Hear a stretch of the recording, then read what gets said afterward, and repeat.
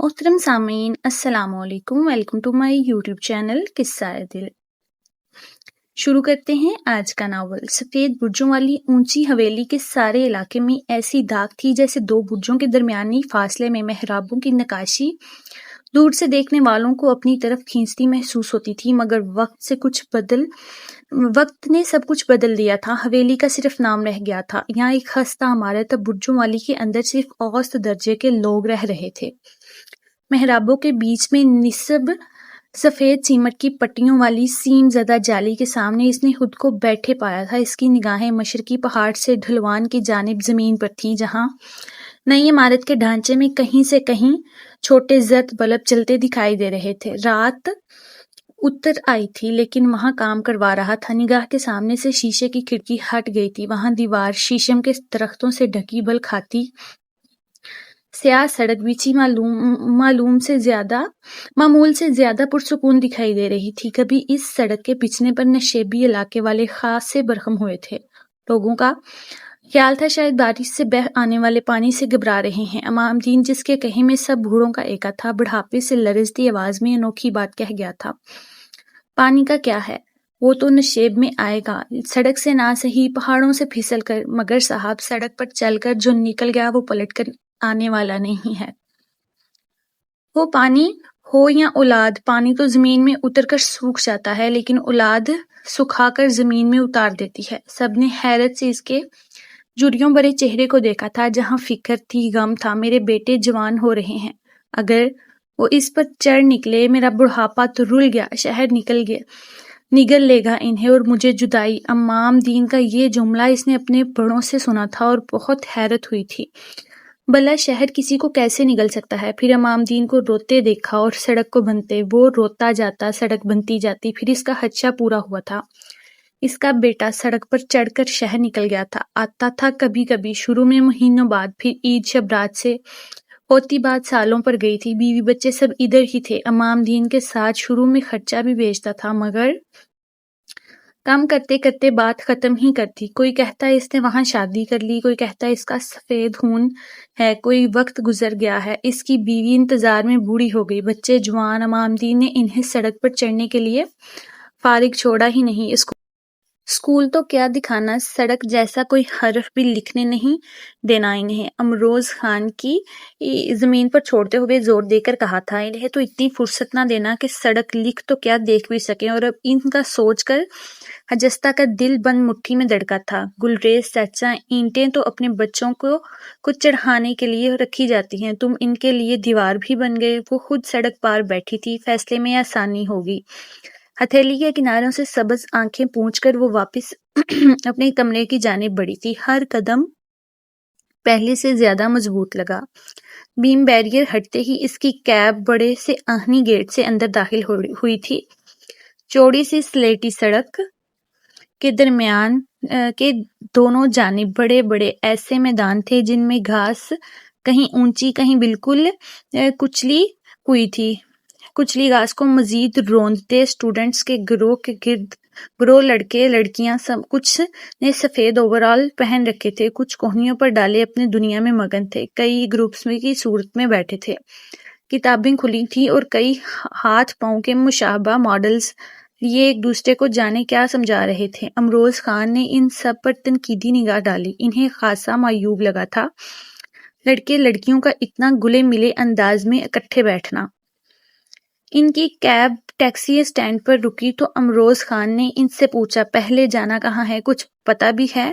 Admin office, یہ جمع کروانا ہے۔ اس نے گاڑی سے اترتے ہوئے ہاتھ میں پکڑی اپنی اوریجنل ڈاکومنٹس کی فائل دکھائی تھی۔ تمہیں یقین ہے تمہارے اصل ڈاکومنٹس 5 سال ان کے پاس رہیں گے؟ امروز خان کی خاصی حیرت ہوئی تھی۔ اتنی اہم اسناد 5 سال میں کوئی بھی ضرورت پڑ سکتی ہے، حجستہ پورے وثوق سے کہہ رہی تھی۔ جی، MBBS کمپلیٹ ہونے تک یہ اسٹوڈنٹ کی توجہ کی گارنٹی ہے۔ ان کی ہر بات سے انجان زیر بخت دانت میں چادر کا پلو دبائے خیرت سے ادھر ادھر دیکھتی چل رہی تھی۔ ایسے تعلیمی ادارے میں پہلی بار آنا ہوا تھا، اور اسے کون پوچھتا؟ یہاں آتے ہوئے اگر اس کے علاج کا خیال نہ ہوتا کہ چلو اسی بہانے اس کا چیک اپ بھی ہو جائے گا، بہانے سے ہی صحیح اس کا علاج ہو جائے گا۔ وہ بہت خوش تھی۔ ہر تھوڑی دیر بعد کوئی ایمبولینس ٹوں ٹوں سائرن بجاتی، پاس سے گزرتی تو وہ اچھل جاتی۔ اللہ رے، لگتا کوئی لڑائی جھگڑا ہوا ہے یا بم دھماکہ، کیسے ایمبولینس آ جا رہی ہیں۔ امروز نے مسکراتے ہوئے ناک سے مکھی اڑائی۔ یہ میڈیکل کالج ہے، یہاں ایمبولینس نہیں آئے گی تو کیا ہمارے پہاڑوں پر پھرے گی؟ زربخت کو خجستہ کی فکر ہوئی تھی۔ خجستہ، تمہیں یہاں ڈر تو بہت لگے گا، ڈرنے کی کیا بات ہے، ہماری خجستہ بہت بہادر ہے۔ خجستہ کی جگہ جواب امروز خان نے دیا تھا۔ اس کا حوصلہ بڑھ گیا تھا۔ اسے کبھی بھی یہ یقین نہیں تھا کہ اس کے شوق میں کم از کم اس کی اپنی فیملی ساتھ دے گی۔ جب اس نے پہلی بار یہ بات منہ سے نکالی، مجھے ڈاکٹر بننا ہے، خانی ماں تو ہنس ہی دی تھیں۔ صفورہ چاچی تحیر میں ہنس ہنس کر دوری ہوتی گئی تھیں۔ مڑے، ارے خانی، تیری بیٹی نے 2 نمبر کیا لے لیے، اس کا تو بھیجا پلٹ گیا، یہ ڈاکٹر بنے گا۔ لو کر لو بات، ہم نے کبھی اسکول نہیں دیکھا، یہ ڈاکٹر بنے گا۔ خانی ماں کو اس کے ارادوں سے خوف محسوس ہوا، وہ بچپن سے ہی ایسی تھیں، جو بات کہہ دی سو اڑ گئیں، پوری کروا کر ہی دم لیتی تھی۔ اسکول تک جانا، سہیلیوں سے مل لینا، یہاں تک تو بات درست تھی، لیکن ڈاکٹر یعنی پڑھنے کے لیے دور شہر جانا، یہ تو ان کے لیے ایسا ہی تھا جیسے ایمان سے پھر جانا۔ وہ تو اس بات پر راضی نہیں تھیں کہ علاقے کے کالج سے انٹر ہی کر لے۔ بات سیف خان تک جا پہنچی تھی۔ رات در و دیوار پر پھیلتی حویلی کے اندر جا گھسی تھی۔ صنوبر کی سنہری لکڑی سے بنے بھاری سے صوفے پر سیف خان ٹیک لگائے بیٹھا قہوہ پی رہا تھا۔ کمرے میں قہوے کی گرماہٹ اور صنوبر کی مہک تب پھیلی جب خجستہ کے کمرے میں داخل ہوتے ہی سیف خان نے ہاتھ میں پکڑی پیالی ہتھیلی پر رکھے ہوئے اپنے مخصوص انداز میں پچکارا، آؤ بیٹھو۔ انہوں نے اپنے پاس اس کی جگہ بنائی تھی، مگر وہ سامنے بیٹھ گئی، نگاہ پیالی میں موجود گرم قہوے پر تھی۔ میں نے سنا ہے گھر میں کوئی بات چل رہا ہے، کیا مسئلہ ہے؟ مسئلہ نہیں، خواہش ہے۔ لہجہ ٹھوس تھا، صنوبر جیسا، مگر نگاہ میں ہلتے قہوے جیسی التجا سی تھی۔ خواہش صرف مردوں کی ہوتی ہے، عورتیں تکمیل کے لیے ہوتی ہیں بچے۔ سیف خان کے اندر کا روایتی پٹھان گرم ہوا تھا۔ میں مان لیتی داجی، اگر دل کی دھڑکن محسوس نہ کرتی، دماغ بار بار سوچنے پر نہ اکساتا کہ عورت دل رکھتی ہے، اس کے اندر احساسات پھوٹتے ہیں۔ گہرا تاثر دیتے ہوئے سیف خان کی بھوؤں کے کنارے آپس میں جڑ گئے تھے۔ آج سے پہلے کسی لڑکی کو ایسے بولتے سنا تھا، نہ دیکھا تھا۔ اس سے پہلے وہ کچھ کہتے امروز لالا اور درخزائی ایک ساتھ اندر داخل ہوئے تھے۔ حاضر وقت مسئلہ جاننے میں انہیں زیادہ وقت نہیں لگا تھا، کیونکہ کئی دن سے ایک بحث چل رہی تھی۔ خجستہ کالج جانا چاہتی ہے اور یہ چاہ کر دم لے گی۔ اس کا کالج جانے کا کہنا ایسا ہو گیا تھا جیسے اس نے لندن جانے کا کہہ دیا ہو۔ یہ ایک پہاڑ کی مسافت پر ڈگری کالج تھا۔ کئی برس پہلے حمال خان علاقے کے ضلع ناظم بنے تھے، تب ہی ووٹ لینے کے لیے علاقے میں بہت کام کروائے تھے، لڑکیوں کا ایک ڈگری کالج منظور کروا لیا تھا۔ وقت کے ساتھ ساتھ سٹاف بھی آ گیا، اب تو اس جانب کافی رونق تھی، سڑک بھی پکی ہو گئی تھی، کئی گھرانوں کی لڑکیاں کالج جانے لگی تھیں، لیکن برج حویلی سے آج تک کوئی نہیں گیا تھا یہاں تک کہ یہاں تھی کون جو کالج جاتی، ایک زربخت، دوسری خجستہ۔ جمال خان کی ناگہانی وفات نے سیف خان کو بالکل توڑ کر رکھ دیا تھا۔ دنیا میں 2 ہی بھائی تھے، بھائی بھی ایسے کہ محبت و خلوص میں پورے علاقے پر بھاری، اس طرح جڑے درمیان سے کوئی سوا نہ گزر سکے، ایک ایک چیز میں یاد بسی تھی، پھر وارث بھی نہ چھوڑا کسی۔ کوشش بہت کی پر اللہ کو منظور نہیں تھا، منتیں مرادیں، دائیوں مائیوں کے ٹوٹکے، مگر توڑ نہ چڑھے۔ ڈاکٹر سے مشورہ شرم کی حد توڑنے کے مترادف تھا۔ گھریلو علاج سے خانی کو کولنگ ضرور مل گیا تھا، مگر بیٹا نہیں۔ جمال خان کے دل کا ملال اپنی جگہ، مگر اظہار کبھی نہیں کیا تھا۔ کچھ شاکر سی طبیعت تھی، ماشاءاللہ۔ اللہ بھائی کے 2 چراغ تھے، سو گھر کے دروازے پر روشنی رہی۔ وقت گزرا کہ جمال خان بھی گزر گئے۔ ترکہ میں جائیداد کے ساتھ چھوڑی 2 بیٹیوں کو دیکھ کر سیف اللہ کا دل بھربھرا آتا تھا۔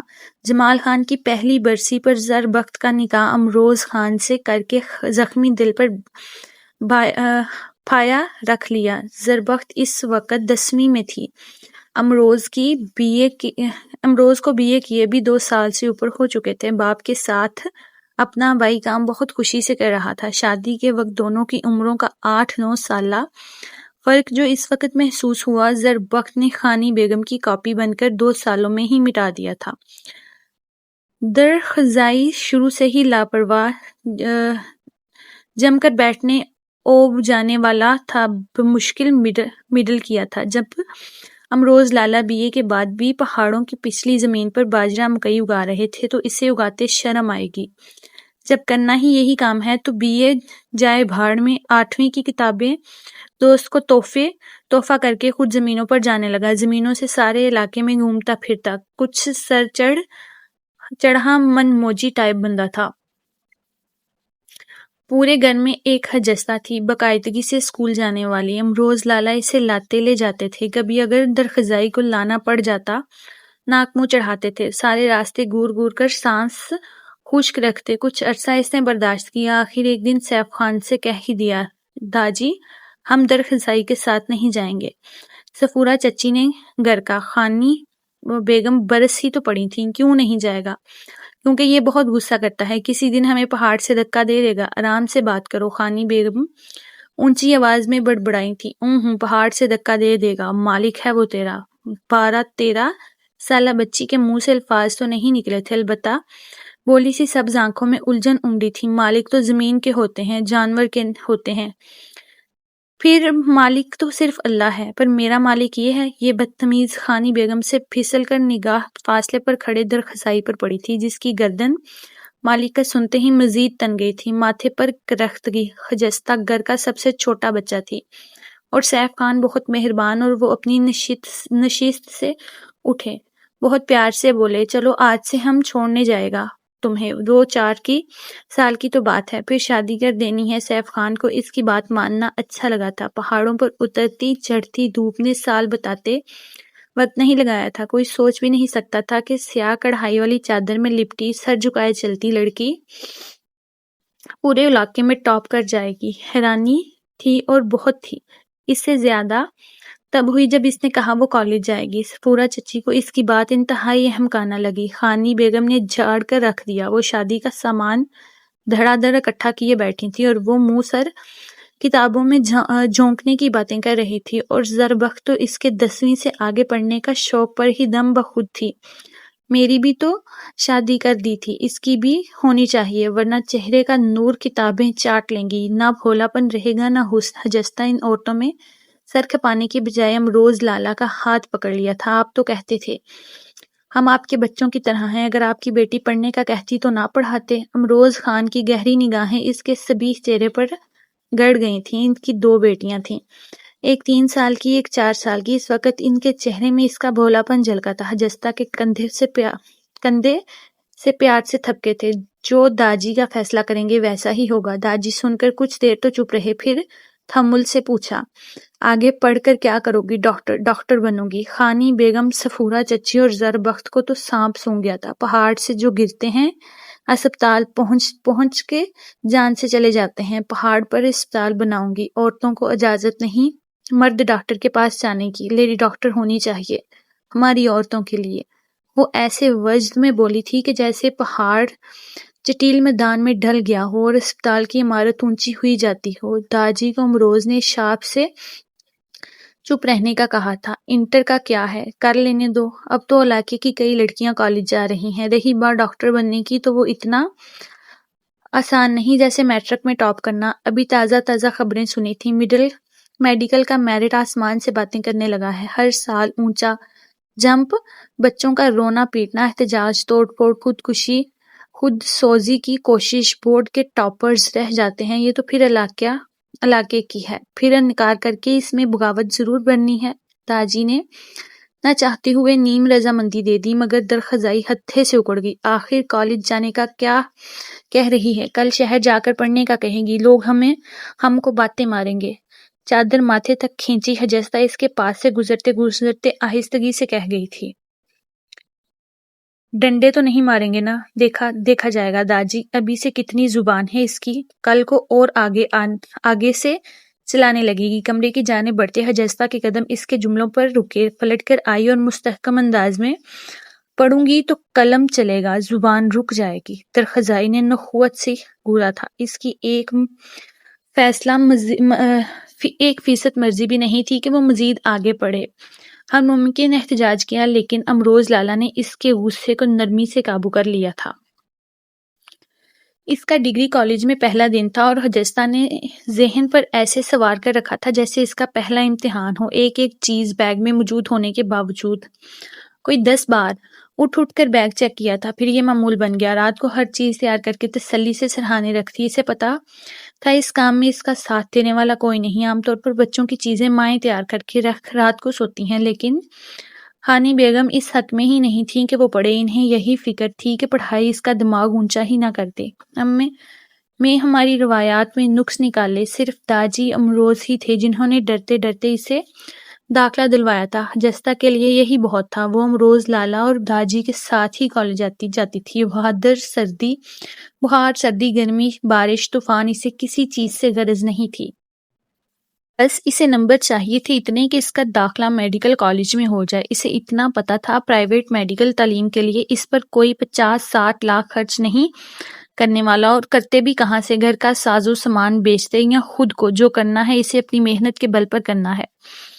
اس کی محنت پر ہی درخزائی کو بل پڑتے تھے۔ کوئی خربہ نہیں چھوڑا تھا اس کی راہ میں رکاوٹ ڈالنے کا۔ کاغذ کی ضرورت ہوتی تو دھڑ دھڑا اس کی کتابیں پھاڑ لیتا۔ قلم پیمانہ چاہیے۔ حجستہ کا بیگ حاضر۔ اسے پڑھائی میں مصروف دیکھ کر اسے اپنی مصروفیات یاد آ جاتی۔ کمرے میں وہ دھاگا چوکڑی مچاتے صاف کرنے والے کے کئی گھنٹے برباد ہو جاتے۔ زربخت بچیوں کے کام اور گھر والوں کے لیے کھانا پکانے کا کرتے کرتے ہی تکلیف سے دوہری ہو جاتی تھی۔ دوسری بیٹی کے بعد اس کی صحت کچھ گرتی جا رہی تھی۔ علاقے کی LHV لیڈی ہیلتھ ورکر سے دعا لی، کچھ دیر کو فرق پڑ جاتا، لیکن بھاری کام کرنے سے گردے کی جگہ بہت درد ہوتا تھا، اسی لیے صفائی ستھرائی کا کام حجستہ کے سر تھا۔ کالج جانے سے پہلے چیزیں سمیٹ جاتی، آتے ہی گھر الٹا ملتا۔ ہر جگہ درخزائی کی چیزیں۔ جو کمرے کی حالت تھی وہ تو لامان۔ وقت کی کمی کا بہانہ اس نے اس خوف سے نہیں رویا کہ وقت نکالنے کے لیے اسے کالج سے اٹھوا لیا جاتا۔ ایک دن سفورہ چچی کو ہی خیال آیا تھا، وہ بھی اس لیے کہ کئی دن سے دیکھ رہی تھی کہ وہ کالج سے تھکی آتی تھی، کھانا کھا کر کام میں لگ جاتی۔ کئی بار دیکھنا اپنا ماتھا، کن پٹیاں پورے پوروں سے آہستہ آہستہ سہلا رہی ہوتی تھی۔ تھک گئی تو رہنے دے، ٹھہر کر ہو جائے گا، آتے ہی لگ جاتی ہے۔ اس نے فوراً کہا تھا، نہیں چاچی، ویسے بھی شام کو تو پڑھنا بھی ہوگا۔ ایک تو تجھے پڑھنا لے ڈوبے گا، لعنت بھیج، ایسے پڑھنے پر جوانی میں سر دکھنے لگے۔ حجستہ نے لعنت اپنے سر درد پر بھیجی اور کام میں لگ گئی۔ اس کے شوق پر دل کچھ پسیچا تھا تو درخزائی سے چاچی نے کہہ دیا، لگتا ہے تو گھر میں رہنا بھول گیا ہے، تجھے استبل بھجوا دوں؟ اس نے نہ سمجھی سے ماں کو دیکھا تھا۔ کیا مطلب کیا؟ انہوں نے فرش سے بکھری چیزیں اٹھاتے ہوئے اسے گرکا تھا، جہاں بیٹھا وہیں کھایا، ادھر گرا ادھر گرا، کپڑے جوتے چادر سب بکھیر رکھا ہے۔ کوئی عقل نامی چیز ہے تجھ میں، یا گھوڑوں کی طرح گھاس کھائی ہے، دم ہلائی ہے؟ ماں کی ضرب المثل پر تو وہ کھول کر رہ گیا تھا۔ گھر کی عورتیں مر گئی ہیں، کیا کام کریں؟ اس نے بال بنا کر گنگنایا، بیڈ پر اچھال دیا۔ مری نہیں، بوڑھی ہو گئی ہیں، نہیں دم رہا اب ہڈیوں میں، اتنا خواہ مخواہ کا گند سمیٹو۔ ان کے بیڈ پر کنگھا اٹھاتے ہوئے اسے ایک بار پھر ترچھی نگاہوں سے دیکھا تھا۔ جو جوان ہے اس سے کیوں نہیں کرواتی؟ بٹھاؤ گھر اسے، بلا وجہ تماشا لگا رکھا ہے۔ گردن جھٹکتے ہوئے گرم مفرل گردن کے گرد لپیٹا، دانتوں تلے آئے کڑوے بادام جیسا منہ بناتے ہوئے کمرے سے باہر نکل گیا تھا۔ دریچے کے آخری کونے میں انگیٹھی کے پاس بیٹھی وہ ہل ہل کر اپنا سبق یاد کر رہی تھی۔ انگیٹھی کی ساری تپش درخزائی میں بھر گئی تھی۔ دانت کچکچاتا ہوا اس کے قریب ہوا تھا۔ اسے اس کی کتابوں کو تنفر سے دیکھا تھا۔ کیا سمجھتی ہے 4 لفظ پڑھ کر ہم پر حکومت کرے گی؟ سبز آنکھوں میں ساری بے بسی اتر آئی تھی۔ حکومت کرنے کے لیے تو حمایت کا ہونا ضروری ہے، میں تو خدمت کرنا چاہتی ہوں۔ خدمت تو تجھ سے ایسی لوں گا تو ان کاغذوں کو دیکھ دیکھ کر روئے گی۔ وہ اس کی چوکی کو ٹھوکر مارتا باہر نکل گیا تھا۔ اوس میں ڈوبی سبز آنکھیں اس کی پشت دیکھتی رہ گئی تھیں۔ خواہشوں کو تکمیل کا رنگ تو اللہ چڑھاتا ہے، انسان کی کیا اوقات۔ سبز آنکھوں پتوں پر ٹپ ٹپ برس کر پھیلتی بوندوں کی طرح سے سنگلاخ پتھروں میں جذب ہوتے ہوتے سال کا نتیجہ بہت زبردست رہا تھا۔ سہیلیوں کی آنکھیں پھیل گئیں، استادوں کا مان بڑھ گیا۔ جہاں جستا کی امیدیں بڑی تھیں وہاں سر کا درد بھی بڑھ گیا تھا۔ جستا سیاہ پر لکھے سفید لفظ گہراکی کی طرح میٹھے میٹھے لگتے، آنکھیں چندھیا کر غور کرتی، کن پٹیوں پر زور پڑتا، بار بار نشست سے اٹھ کر جاتی، کاپی پر اتار لاتی۔ ایک دن مس نے کہہ دیا، جستا تمہیں آنکھیں چیک کروانی چاہیے، تمہاری نگاہ کا مسئلہ ہے۔ نہیں مس۔ اسے مس کے جملے سے بھی خوف آیا تھا، صرف یہ سوچ کر کہ کہیں یہ سچ نہ ہو جائے، پھر تو گھر والے اس کی ضد کسی صورت نہیں مانیں گے۔ رات کو خانی بیگم کمرے کا بلب جلانے نہیں دیتی تھی، انہیں روشنی میں نیند نہیں آتی تھی۔ چاچی کہتی تھی رات کو پڑھ پڑھ کر تیرے بال گر رہے ہیں، چٹیا آدھی رہ گئی ہے۔ داجی کہتے گھر میں دکھائی نہیں دیتی، ان کتابوں نے میرا بچہ چھین لیا ہے، ذرا اللہ میری آنکھیں ٹھیک رکھنا۔ سہیلی کی کئی سال سے اینک لگی تھی، اس نے اپنی اتار کر دی ہے۔ جستا یہ لگا کر دیکھو، صحیح نظر آئے گا۔ باریک کمانی کی چھوٹی سی اینک پتلی سی ناک پر جماتے ہی لمحہ بھر کے لیے تو سر چکرا سا گیا تھا، جھٹکے سے آنکھیں بند کی، پھر کھولیں۔ بالکل صحیح تو نہیں لیکن کچھ سکون ملا تھا، خاص کر دائیں آنکھ کو۔ ہو سکتا ہے دونوں کی دائیں آنکھ کا نمبر ایک ہی ہو۔ کچھ دیر لگا کر رکھنے کے بعد جب اس سے لٹائی تھی تب عدسے کی اہمیت کا پتہ چلا تھا۔ آنکھ شدت سے چاہ رہی تھی اسے اس عدسے سے دکھائی دیا جائے۔ حجستہ نے پلوشے سے استفسار کیا تھا، یہ کتنے کی ہے؟ پورے 1000 کی۔ میرے داجی کتبہ موڑ والے اینک ساز کے پاس لے کر گئے تھے، تم بھی اسی کے پاس چلی جانا۔ میں داجی سے کہوں تو شاید وہ مجھے بھی لے کر جائیں، اینک تو لگ جائے گی مگر اور بہت کچھ چھن جائے گا۔ سندوری ہونٹ کچلتے اس نے دل میں سوچا تھا، کوئی اور تدبیر نہیں اس درد سے چھٹکارے کی۔ 2 دن بعد اس نے پلوشا سے التجا کی، ایسا نہیں ہو سکتا، تم اپنی اینک مجھے دے دو، میں تھوڑے تھوڑے کر کے پیسے دے دوں گی۔ اس کی احمقانہ بات پر پلوشا حیرت میں گر گئی تھی۔ ہر کسی کا الگ نمبر ہوتا ہے جستا، تم چیک کرواؤ۔ نہیں، مجھے اس سے صحیح دکھائی دے رہا تھا، میرا یہی نمبر ہوگا، تم اور بنوا لینا۔ پلوشے نے کچھ دیر بعد سوچا، پھر چھٹی کے وقت اتار کر اسے دے دی۔ میں داجی سے کہہ دوں گی میری ٹوٹ گئی ہے، یہ تم رکھ لو۔ درد کی مجبوری نہ ہوتی تو وہ کبھی کسی کی چیز یوں نہ لیتی۔ خوددار پٹھان تھی، لیکن کیا کریں، ظالم درد کا بعض اوقات خودداری پر چھا جاتا ہے۔ اس نے پکڑ کر اینک بیگ میں رکھ لی۔ اب لگانا کون سا آسان تھا، ایسی چیز تو تھی نہیں کہ گلے میں پہن کر دوپٹے سے چھپا لی جائے یا بازو پر باندھ لیتی، چہرے پر ٹکانی تھی۔ دن میں جیسے تیسے چوندی آنکھوں سے گزارا کر لیتی، مگر رات کو جب سب اپنے کمروں میں ہوتے اینک جما کر پڑتی، کسی آہٹ پر اتار کر بیگ میں رکھ لیتی۔ اس اینک کی آنکھ مچولی کو تیسرا دن تھا، وہ اپنے پڑھنے میں مگن تھی۔ امروز لالا کسی کام سے باہر نکلے، اس کی اینک پر جمی دیکھ کر ٹھٹک سے گئے، یہ کب لگی؟ وہ جلدی میں چھپا بھی نہ سکی، ملتجی چہرے کے ساتھ انہیں دیکھتی رہی۔ پلوشا کی ہے، تم نے کیوں لگا رکھی ہے؟ وہ مجھے اس سے صحیح نظر آتا ہے۔ اس کے تھوک نکل کر کہنے پر لمحہ بھر کو اسے دیکھتے رہے، اپنی گرم چادر صحیح طرح سے لپیٹی، پھر ایک گرم کرسی کھینچ کر اس کے پاس ہی بیٹھ گئے۔ اگر اتنا مسئلہ تھا تو بتانا نہیں چاہیے تھا تمہیں، اس طرح کسی دوسرے کی لگا کر مزید خراب ہو گئی تو جسے بتاتی۔ اس نے ایک ہی بات کہنی تھی، اس کے لہجے میں یک لخت نمی گل گئی تھی۔ پڑھنے سے ہوئی ہے، دفع کرو پڑھائی کو، غلط بھی نہیں ہے، یہ اتنا پڑھ کر کیا کرو گی؟ جستا، ہم پہاڑی لوگ ہیں، ہمیں پہاڑوں میں ہی رہنا ہے۔ ہاں لیکن ہم پہاڑ تو نہیں ہیں، انسان ہیں، ہمیں پہاڑوں میں ہی راستے بنانے ہیں۔ اس کے ٹھوس انداز پر وہ کچھ دیر اس کا چہرہ ٹٹولتے رہے۔ اس گھرانے کی کسی لڑکی نے کبھی ایسا سوچا بھی نہ ہوگا جو وہ کہہ جاتی تھی، میری سمجھ میں نہیں آتا حجستہ، تم میں پڑھائی کا اتنا جنون کس نے بھر دیا؟ لیکن میری سمجھ میں آتا ہے لالا، توقف کے دوران ہونٹوں کو کچلتی بہت درد سے بولی تھی۔ میرے باپ کی خون میں لت پت لاش نے، میری ماں کے ناقص علاج سے ہونے والے لنگ کینسر نے، اور میری بہن کے روز اٹھنے والے درد نے، سبیح چہرے کی سبز آنکھیں لال پانی میں تیر رہی تھیں، جس میں جمال خان کا خون میں لتھڑا جسم کراہ رہا تھا۔ پہاڑی لوگوں کی خاندانی دشمنی کی داستان ایک معمول کی بات ہے، وہ بھی اس معمول کا شکار ہوا تھا۔ پہلے دادا جان اس خاندانی دشمنی کی بھینٹ چڑھے تھے، اب جمال خان، حالانکہ مرجان مرنج انسان تھا جس کا معاملہ بھی کسی وقت پر اٹھا رکھتے تھے۔ کیسے صلح ہوئی، کتنے لوگ اس کی بھینٹ چڑھے، کتنا سرمایہ لگا، کون سی زمین بکی، لیکن فی الوقت جمال خان کی جان لبوں پر تھی، ٹانگ پر ٹانگ چڑھائے وہ نیچے 4 گولیاں لگی تھی، ٹانگ والی تو گوشت کو پھاڑ کر خود ہی نکل گئی تھی، مرہم پٹی قریبی ڈسپنسری میں ہو گئی تھی، لیکن کمر والی گولی ہڈی میں اٹک گئی تھی جسے نکالنے کے لیے باقاعدہ آپریشن کی ضرورت تھی۔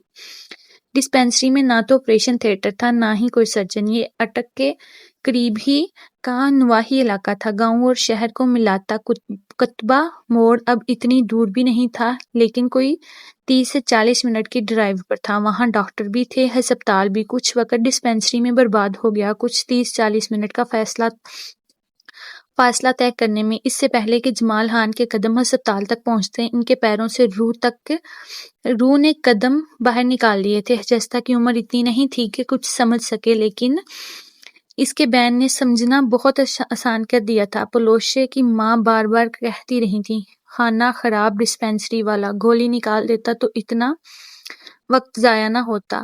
مڑے بتایا تو ہے ڈاکٹر یہاں نہیں ہوتے، جو تھا پاگل کا بچہ وہ خود نکال دیتا۔ ڈاکٹر ضروری ہے اسے اے بہن، گولی بڑا ڈاکٹر نکالتا ہے، ڈسپنسر نہیں۔ او تو گولی ڈاکٹر نکالتا ہے۔ جستا کے سہم ذہن نے ایک بات سیکھی ہی تھی کہ چاچی نے ایک سفید چادر لا کر بہت دیر سے سکتے میں بیٹھی خانی بیگم کے اوپر ڈال دی تھی، پھر جو خانی بیگم کا سکتہ ٹوٹا تھا، اس کی چیخیں آج بھی خجستہ کے دل اور دماغ میں گونجتی تھیں۔ نم آنکھوں کے سائے میں ماضی ابھر کر معدوم ہوا، لرزتی پلکیں اٹھا کر اس نے امروز خان کو دیکھا تو وہ متاسفانہ مسلسل اسے دیکھ رہے تھے۔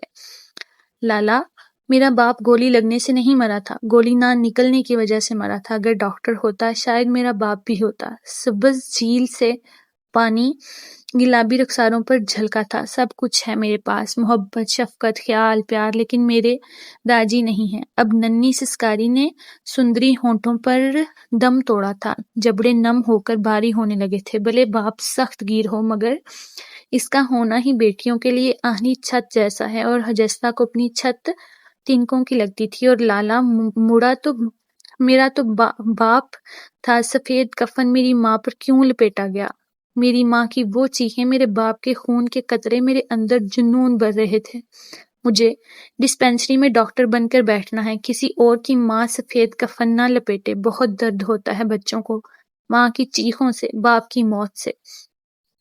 اس کے لہجے کی نمی سے امروز خان کے دل کو دھکا سا لگا تھا۔ دل گرفتگی سے اٹھتے اٹھتے اس کے سر پر ہاتھ رکھا۔ حجستہ بچے، سب تقدیر میں لکھا تھا، ہونا وہی تھا جو قسمت میں لکھ دیا گیا تھا۔ تقدیر کون لکھتا ہے لالا؟ وہ یک لخت اس کے ساتھ اٹھ کھڑی ہوئی تھی۔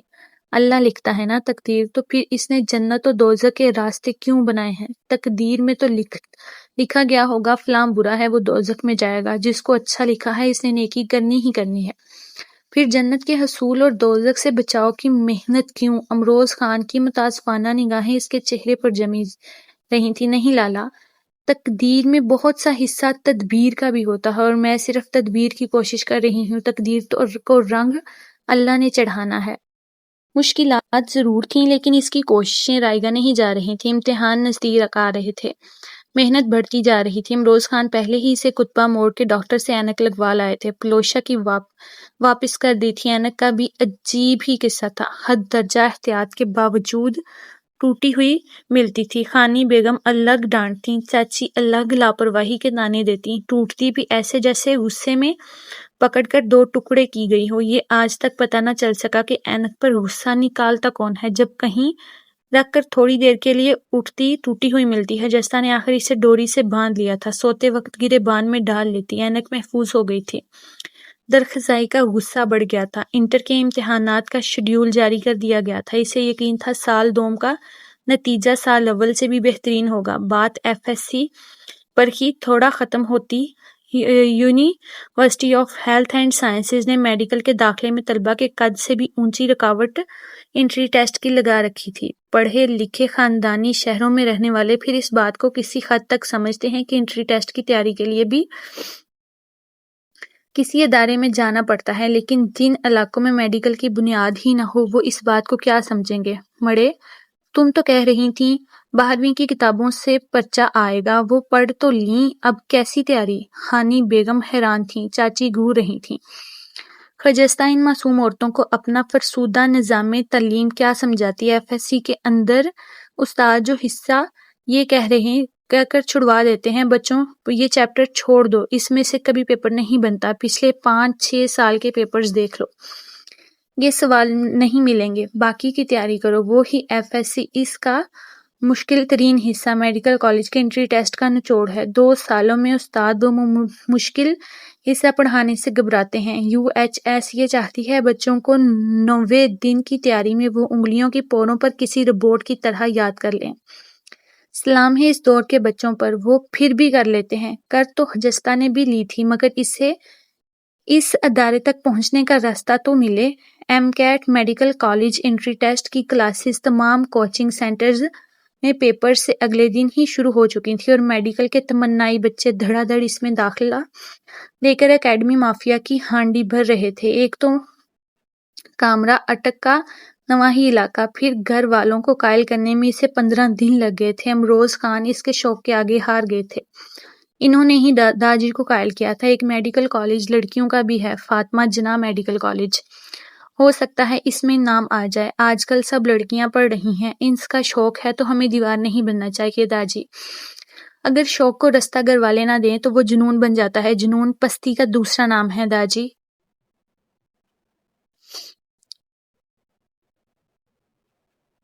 کر کے اسے پستی سے امروز لالا نے بچا لیا تھا۔ انہوں نے ہی ایک وین کا انتظام کیا جو اسے اٹک کی اکیڈمی تک لے جاتی تھی۔ دن تو بہت گرم تھے، پہاڑ ان کی گرمی کو کسی حد تک جذب کر لیتے تھے۔ اس نے دن رات محنت کی، ساری تیاری مکمل تھی، رول نمبر دے کر دن کا اعلان ہو چکا تھا۔ عموماً academy best of luck card دیتے ہوئے آخری دن کی چھٹی دے دیتی ہے تاکہ بچے مطمئن ہو کر اپنی تیاری کو فائنل ٹچ دے لیں۔ اس نے ساری رات پڑھنا تھا، فجر پڑھ کر کچھ دیر کو سوئی، سورج اونچا ہوتے ہی اٹھ گئی۔ آج اکیڈمی نہیں جانا، کیوں کہ بیسٹ آف لک کا آزمانا تھا۔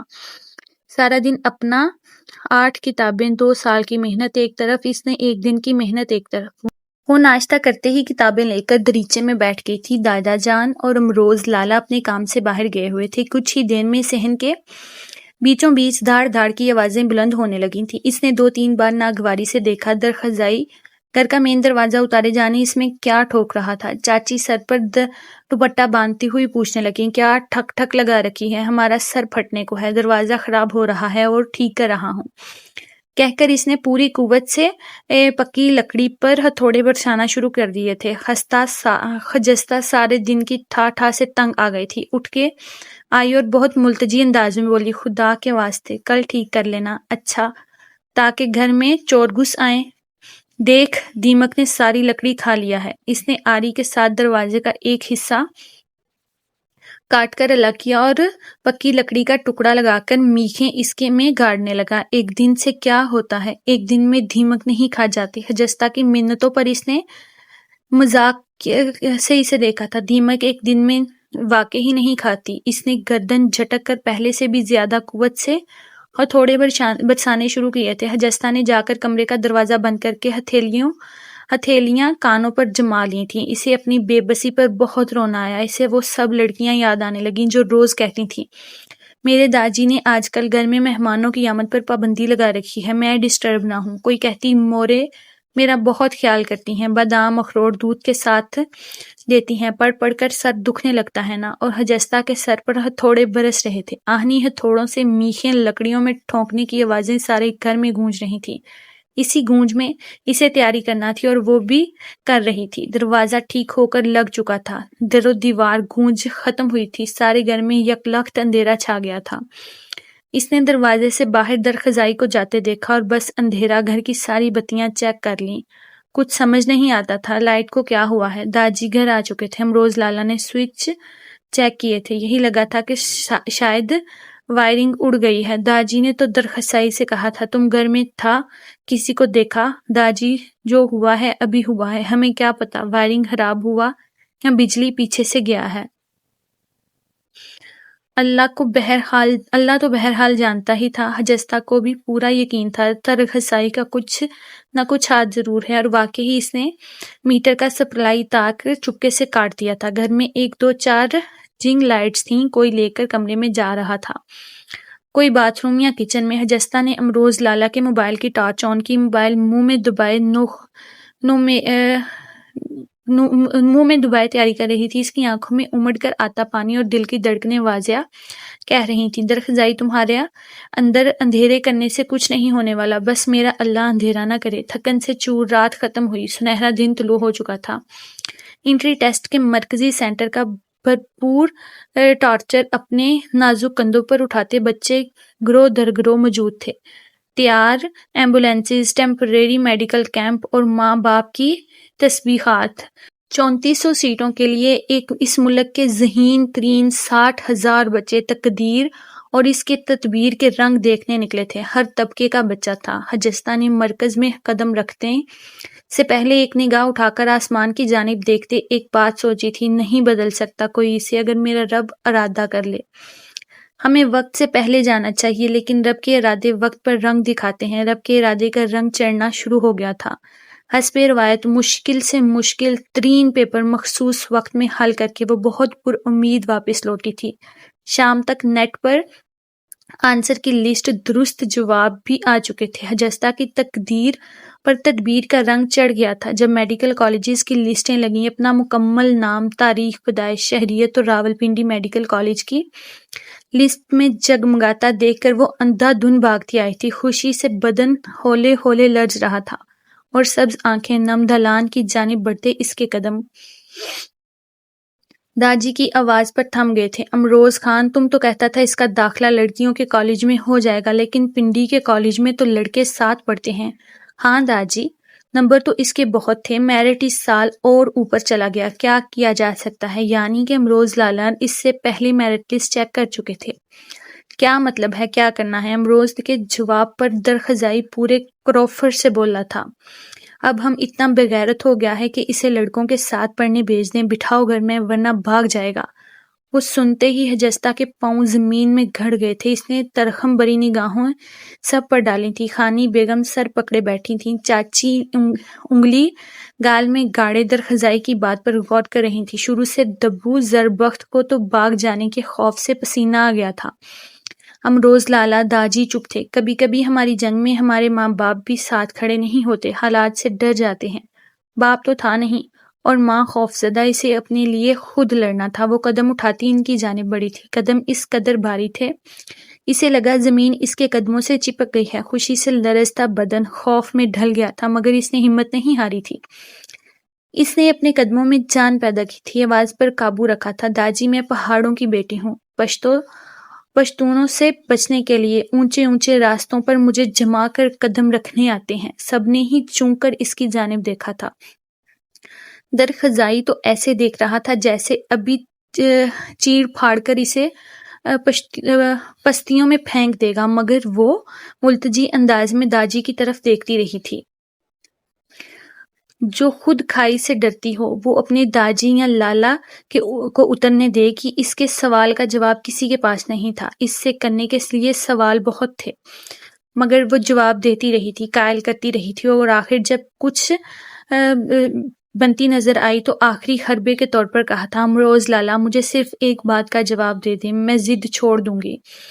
امروز اور سیف اللہ نے سوالیہ انداز میں اسے دیکھا تھا۔ وہ قطعیت سے کہہ رہی تھی، ہم بیٹیوں کو اگر ڈاکٹر بننے نہیں دیتے، بہت کھلی تعلیم ہے یہ، لیکن بیوی کے علاج کے لیے لیڈی ڈاکٹر ہی کیوں ڈھونڈتے ہیں؟ یہاں کے ڈاکٹر کی تلاش میں وہ درد سے تڑپ کر مر جائے۔ درخزائی اس کی بات پر استہزائیہ ہنسا تھا۔ امروز نے کچھ کہنے کے لیے لب کھولے ہی تھے، مگر اس کی بات ابھی ختم نہیں ہوئی تھی۔ زوار کاکا کی بیوی نے سب کو یاد ہوگی، ایسی بولنے والی بات تو نہیں ہے۔ زوار خان پہلے پہاڑی کی پچھلی جانب کی گلیوں میں رہتا تھا، بہت نیک خدا ترس انسان۔ اس کی بیوی زرمینا کو جانے کیا ہو گیا تھا، تکلیف ہاتھوں کی معمولی خارش سے شروع ہوئی تھی، پھر سارے بدن میں پھیل گئی۔ خارش کرنے پر چھوٹے چھوٹے ڈھیر بن جاتے تھے جس میں سرخ دانے بننے لگتے تھے۔ کوئی چھپاکی کہتا، کوئی کچھ کہتا، مگر گھریلو علاج سے کوئی فرق نہ پڑتا تھا۔ پڑوس کے ٹوٹکے تکلیف شدت پکڑنے لگی، حکیم تک جا پہنچی۔ زوار خان حکیم کو خالت بتا کر دوا لے آیا تھا۔ جتنی دیر مرہم لگا رہتا سکون رہتا، جیسے کچھ وقت گزرتا خارش میں شدت پیدا ہونے لگتی، یہاں تک کہ زخم رسنے لگتے۔ کسی نے اٹک کر ڈاکٹر کو دکھانے کا مشورہ دیا۔ زوار نے پتہ کروا لیا تھا کہ اٹک میں جلد کی کوئی لیڈی ڈاکٹر موجود نہیں ہے۔ مرد ڈاکٹر کو وہ اپنی بیوی کا جسم دکھائے، اس سے کہیں بہتر تھا وہ مر جائے۔ پھر ایسا ہی ہوا۔ لیڈی ڈاکٹر تو نہ ملی، البتہ وہ خالق حقیقی سے جا ملی۔ اس کے مرنے سے فرق کسی کو نہیں پڑا، نہ زوار کو نہ زوار کے گھر والوں کو، کیونکہ گھر کی ابتری دیکھ کر وہ 2 ماہ میں ہی زوار نے دوسری شادی کر لی تھی، لیکن اس کی 2 سالہ بیٹی کی زندگی سارے محلے نے دیکھی تھی۔ 3 وقت کے کھانے کے ساتھ مار پیٹ بھی خوراک میں شامل ہو چکی تھی۔ کسی وقت کی خاموش بچی کی ضد اب پورے علاقے میں مشہور تھی، سب کو ترس آ جاتا تھا سوائے زوار خان کے۔ خجستہ نے جس انداز میں کہا تھا، امروز کی آنکھوں کے سامنے زوار خان کی روتی ہوئی بیٹی آ کھڑی ہوئی تھی۔ داجی چپ تھے۔ درخزائی کا چپ رہنا ہمیشہ ہی مشکل رہا تھا۔ نتنے پھلائے ہوئے بولا تھا، بیماری اور شفا اللہ کی طرف سے ہوتا ہے، اس میں زوار کا کیا قصور؟ شفا اللہ کی طرف سے ہوتی ہے، شفا کے لیے بھاگ دوڑ بھی اللہ ہی کا حکم ہے۔ اگر علاج کا حکم نہ ہوتا تو علاج کے لیے اللہ طریقے ہی نہ بتاتا، کیوں امروز لالا؟ اس نے درخزائی کو نظر انداز کرتے ہوئے امروز کی جانب دیکھا تھا۔ علاج کا حکم ہے نا، اور کیا ہم علاج کے لیے لیڈی ڈاکٹر نہیں ڈھونڈتے؟ بے شک تلاش میں بیماری کتنی ہی بڑھ جائے۔ امروز کی نگاہوں میں پشیمانی لہرائی تھی۔ زربخت کی گردے کی تکلیف بھی یوں ہی بڑھتی جا رہی تھی۔ علاقے کی گائناکولوجسٹ کو دکھایا تھا، اس کا خیال تھا الٹرا ساؤنڈ ہو تاکہ بیماری واضح ہو۔ الٹرا ساؤنڈ لیڈی اسپیشلسٹ نزدیکی علاقے میں کہیں نہیں تھی۔ یہی طے تھا کہ کبھی وقت نکال کر راولپنڈی جائیں گے تو یہ کام بھی ہو جائے گا۔ جستا کی باتوں پر امروز کی نگاہ زربخت پر پڑی تھی۔ کچھ دیر بیٹھے رہنے سے اس کے چہرے پر تھکاوٹ کے اچھے خاصے آثار نظر آنے لگے تھے۔ اس کی گود میں بے فکر سوتی چھوٹی سی پری پر امروز کی نگاہیں گڑ گئی تھیں، اور 1 منٹ لگا تھا انہیں جستا کی حمایت کرنے میں۔ تم اپنی تیاری شروع کرو، میں تمہیں چھوڑ کر آؤں گا۔ داجی امروز کا چہرہ دیکھتے رہ گئے تھے، مگر بولے کچھ نہیں۔ درخزائی نے بہت شور مچایا، یہاں تک کہ کہا منگنی توڑ دے گا۔ امروز نے اس سے ایک بات کہی تھی، خواہ مخواہ کی ضد پر احمقانہ فیصلے نہیں کیے جاتے۔ گھر کا فرد ہاتھ تھام کر چلائے تو خوشنی دوگنی ہو جاتی ہے۔ جستا بھی بے حد خوش تھی جب امروز لالا اور زربخت اسے کالج چھوڑنے آئے تھے۔ امروز نے 2 دن پہلے آ کر ہاسٹل اور کالج کے تمام واجبات جمع کروا دیے تھے۔ اصل ڈاکومنٹس کیونکہ اسٹوڈنٹس کو خود جمع کروانے ہوتے ہیں، اس لیے یہی کام رہ گیا تھا۔ وہ تیزی سے ایڈمن آفس کی جانب بڑھ رہے تھے۔ سامنے ہی سینئرز کا ایک بیچ قریب آیا تھا۔ آپ فرسٹ ایئر میں ہیں؟ یس۔ اول تو فرسٹ ایئر کی تصدیق قطعاً ضروری نہیں، اپنے ہونک پن سے دور سے پہچانی جاتی ہیں، لیکن حجستہ نے خاص اعتماد سے گردن ہلائی تھی۔ Welcome welcome. ایک لڑکا جوش سے ہاتھ ہلانے کے انداز میں آگے بڑھا۔ حجستہ چیم کر 2 قدم پیچھے ہو گئی تھی۔ امروز خان کی آنکھوں میں یکدم آنے والی سرخی اس کی ساتھی لڑکی نے پل میں محسوس کی تھی اور اپنا ہاتھ بڑھاتے ہوئے مسکرائی۔ ایکچولی ہم سب فرسٹ ایئر کا ہی ویٹ کر رہے تھے، ہم آپ کے سینئرز ہیں، ہماری ڈیوٹی ہے آپ کو گائیڈ کرنا، آپ کی کلاس تک لے جانا۔ حجستہ نے اپنے دونوں ہونٹ اندر کی جانب بھینچ رکھے تھے۔ وہ لڑکی اب امروز خان سے مخاطب تھی، آپ ان کے بھائی؟ بس پھر بھائی، اب آپ بے فکر رہیں، یہ اصل جگہ پہنچ چکی ہیں، یہاں سے فارغ ہو کر ہم سب ہاسٹل چلے جائیں گے، یہ ہمارے ساتھ ہوں گی۔ امروز کا وہاں سے ہٹنے کو دل نہیں چاہ رہا تھا، لیکن جانا تو تھا ہی۔ جاتے جاتے کئی بار کی کئی نصیحتیں پھر دہرائی تھیں۔ پہاڑ سے اترنا بہت آسان ہے جستا، لیکن چڑھائی کے لیے صرف مضبوط ارادے اور ہمت چاہیے ہوتی ہے۔ لالا میرے قدم جب بھی ڈگمگائے میں واپس آ جاؤں گی۔ خواب وہ اندر سے جتنی بھی ڈری ہوئی تھی، لیکن بہت آرام سے امروز کی تسلی کی تھی۔ شاباش! اس کے سر پر پیار بھری تھپکی دے کر وہ واپسی کے لیے مڑے تھے۔ حجستہ گردن موڑے انہیں جاتا دیکھ رہی تھی جب اسی لڑکے نے اس کے ہاتھ میں پکڑی فائل اچک لی۔ وہ یکدم گمی تھی۔ یہ میری ہے، حجستہ کی دبی سی آواز نکلی تھی۔ اوریجنل ڈاکومنٹس ہوں گے، اس نے فائل کھولتے ہوئے تبصرہ کیا۔ حجستہ ہاں میں سر ہلاتی رہ گئی جبکہ وہ اطمینان سے کہہ رہا تھا نو پرابلم، اسے میں سب مٹ کرواتا ہوں، آپ جائیں ان کے ساتھ، آپ کی کلاس ہے، لیکن یہ تو اسٹوڈنٹ کو جمع کروانی ہے، میں نے سنا ہے سائن وغیرہ۔ اس نے ڈرے لہجے میں سارے گروپ نے اندازہ لگایا، وہ خفت سے سرخ پڑ گئی تھی۔ وہی لڑکا دوبارہ آگے بڑھا تھا۔ ہم کون سا کھوتے ہیں، ہم بھی اسٹوڈنٹ ہی ہیں بی بی، سائن بھی کرنے آتے ہیں، بھلے آپ کا نام مشکل سہی مگر لکھ لیں گے، ہماری ایڈمن سے جان پہچان ہے، ذرا جلدی کام ہو جائے گا آپ کا۔ گروپ کی کچھ لڑکیاں ہادی کو دانت ٹکوستے دبے انداز میں اشارے کر رہی تھی۔ وہ اس کی فائل ہادی نے واضح کندھے اچکائے اور گروپ کو ڈانٹ ٹپٹ کر بولا سینئرز کیا مسئلہ ہے آپ کے ساتھ، انہیں ابھی لے جاؤ، دیر ہو رہی ہے، اس کی کلاس مس نہ ہو جائے۔ بہت برے ہو تم ہادی، اسٹوپڈ بدتمیز، جس کے منہ میں جو آیا اس نے کہا اور حجستہ کو ساتھ لے کر چل پڑے۔ ہاتھوں کو مسلتے اس کے پیچھے چلتی حجستہ کو اپنی فائل کی فکر تھی۔ میرے اللہ، میں یہاں آ تو گئی ہوں، پتہ نہیں میں یہاں کے لوگوں کے ساتھ کیسے ڈیل کروں گی۔ زندگی میں ایک درخزائی کم تھا، پاؤں کے نیچے گھاس رونتا بے تاثر چلتے سینئرز کا گروپ اسے مزید ہراساں کر رہا تھا۔ ڈاکٹر بننا آسان تھوڑی ہے، بڑے مرحلے ہیں یہاں، کم از کم چھری چاقو سے بالکل نہیں۔ خیر ہم ہیں نا آپ کی مدد کو۔ اور کو لگا تھا کہ واقعی ہی اس کی مدد ہونے جا رہی ہے۔ آنکھیں تو تب کھلیں جب وہ ڈی ایچ ہال پہنچی، ایک عجیب سی بسان میں رچا کمرہ جس کی پوری دیواروں پر شیشے کے کیبن نما الماریاں بنی ہوئی تھی اور ان میں انسانی اعضاء کی ہڈیاں مختلف رنگوں کے اور خلیوں کے ڈایاگرام سے سجا کر ایسے جیسے قیمتی ڈیکوریشن ہو، کچھ پلاسٹرز آف، کچھ اصل یا کچھ کی کھوپڑی، اور ایک جان میں تیرتی آنکھیں دیکھ کر خلق خوش ہوا تھا۔ لیکن وہاں پہلے ہی فرسٹ ایئر کے لڑکے لڑکیاں کھڑے تھے جنہیں سینئرز کا ایک اور گروپ عجیب و غریب لیکچر دے رہا تھا۔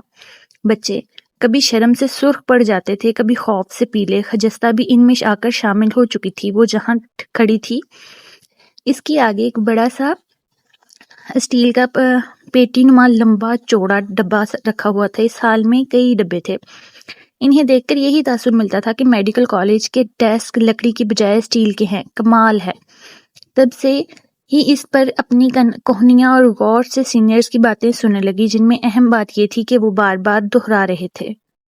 سینئرز کا بہت احترام کرنا ہوتا ہے۔ میڈیکل سائنس میں آپ کو لیکچر ٹیچرز دیں گے مگر سمجھائیں گے ہماری مدد کے بغیر آپ پاس نہیں ہو سکتے، اس لیے ہم سے بنا کر رکھیے گا۔ یہاں تو بالکل بات ٹھیک تھی۔ میڈیکل میں سینئرز کے بغیر جونیئرز واقعی صفر ہوتے ہیں، لیکن اس صفر کو اپنی حیثیت بڑھانے کے لیے سینئرز کی کیسی باتیں برداشت کرنا پڑتی ہیں، یہ بیچارے جونیئرز جانتے ہیں۔ حال میں ہادی کے داخل ہوتے ہی حجستہ کی نگاہ اس پر پڑی تھی۔ بھائی میری فائل۔ ہادی نے اس کے قریب ہوتے انجان بننے کی اداکاری کی تھی۔ کون سی فائل؟ حجستہ کے کان سنسنا گئے تھے۔ وہ میرے اوریجنل ڈاکومنٹس، وہاں گراؤنڈ میں آپ نے لی تھی، وہ ابھی یاد کروا رہی تھی۔ ہادی کی نگاہ فارمل ان باکس پر گئی تھی، جیسے وہ اسٹیل کا ڈیک سمجھا کوہنیاں ٹکائے کھڑی تھی۔ اس نے اپنی شرارت کو کنٹرول کرتے بہت معصومیت سے کہا تھا او اچھا وہ فائل، وہ تو اس میں گئی۔ اس نے بویں فالمن باکس کی جانب نچائی تھی۔ اس میں کیسے؟ وہ بے یقین تھی۔ آپ کو نہیں پتا؟ ایم بی بی ایس میں سب سے پہلے میجک ہی سکھایا جاتا ہے، سیمپل سے ہے یار۔ وہ کرسی کھینچ کر اطمینان سے بیٹھ گیا تھا۔ درد آپ کے سر میں ہوتا ہے، ڈاکٹر اینک آنکھوں پر لگا دیتا ہے، ٹھیک ہو جاتا ہے نا درد؟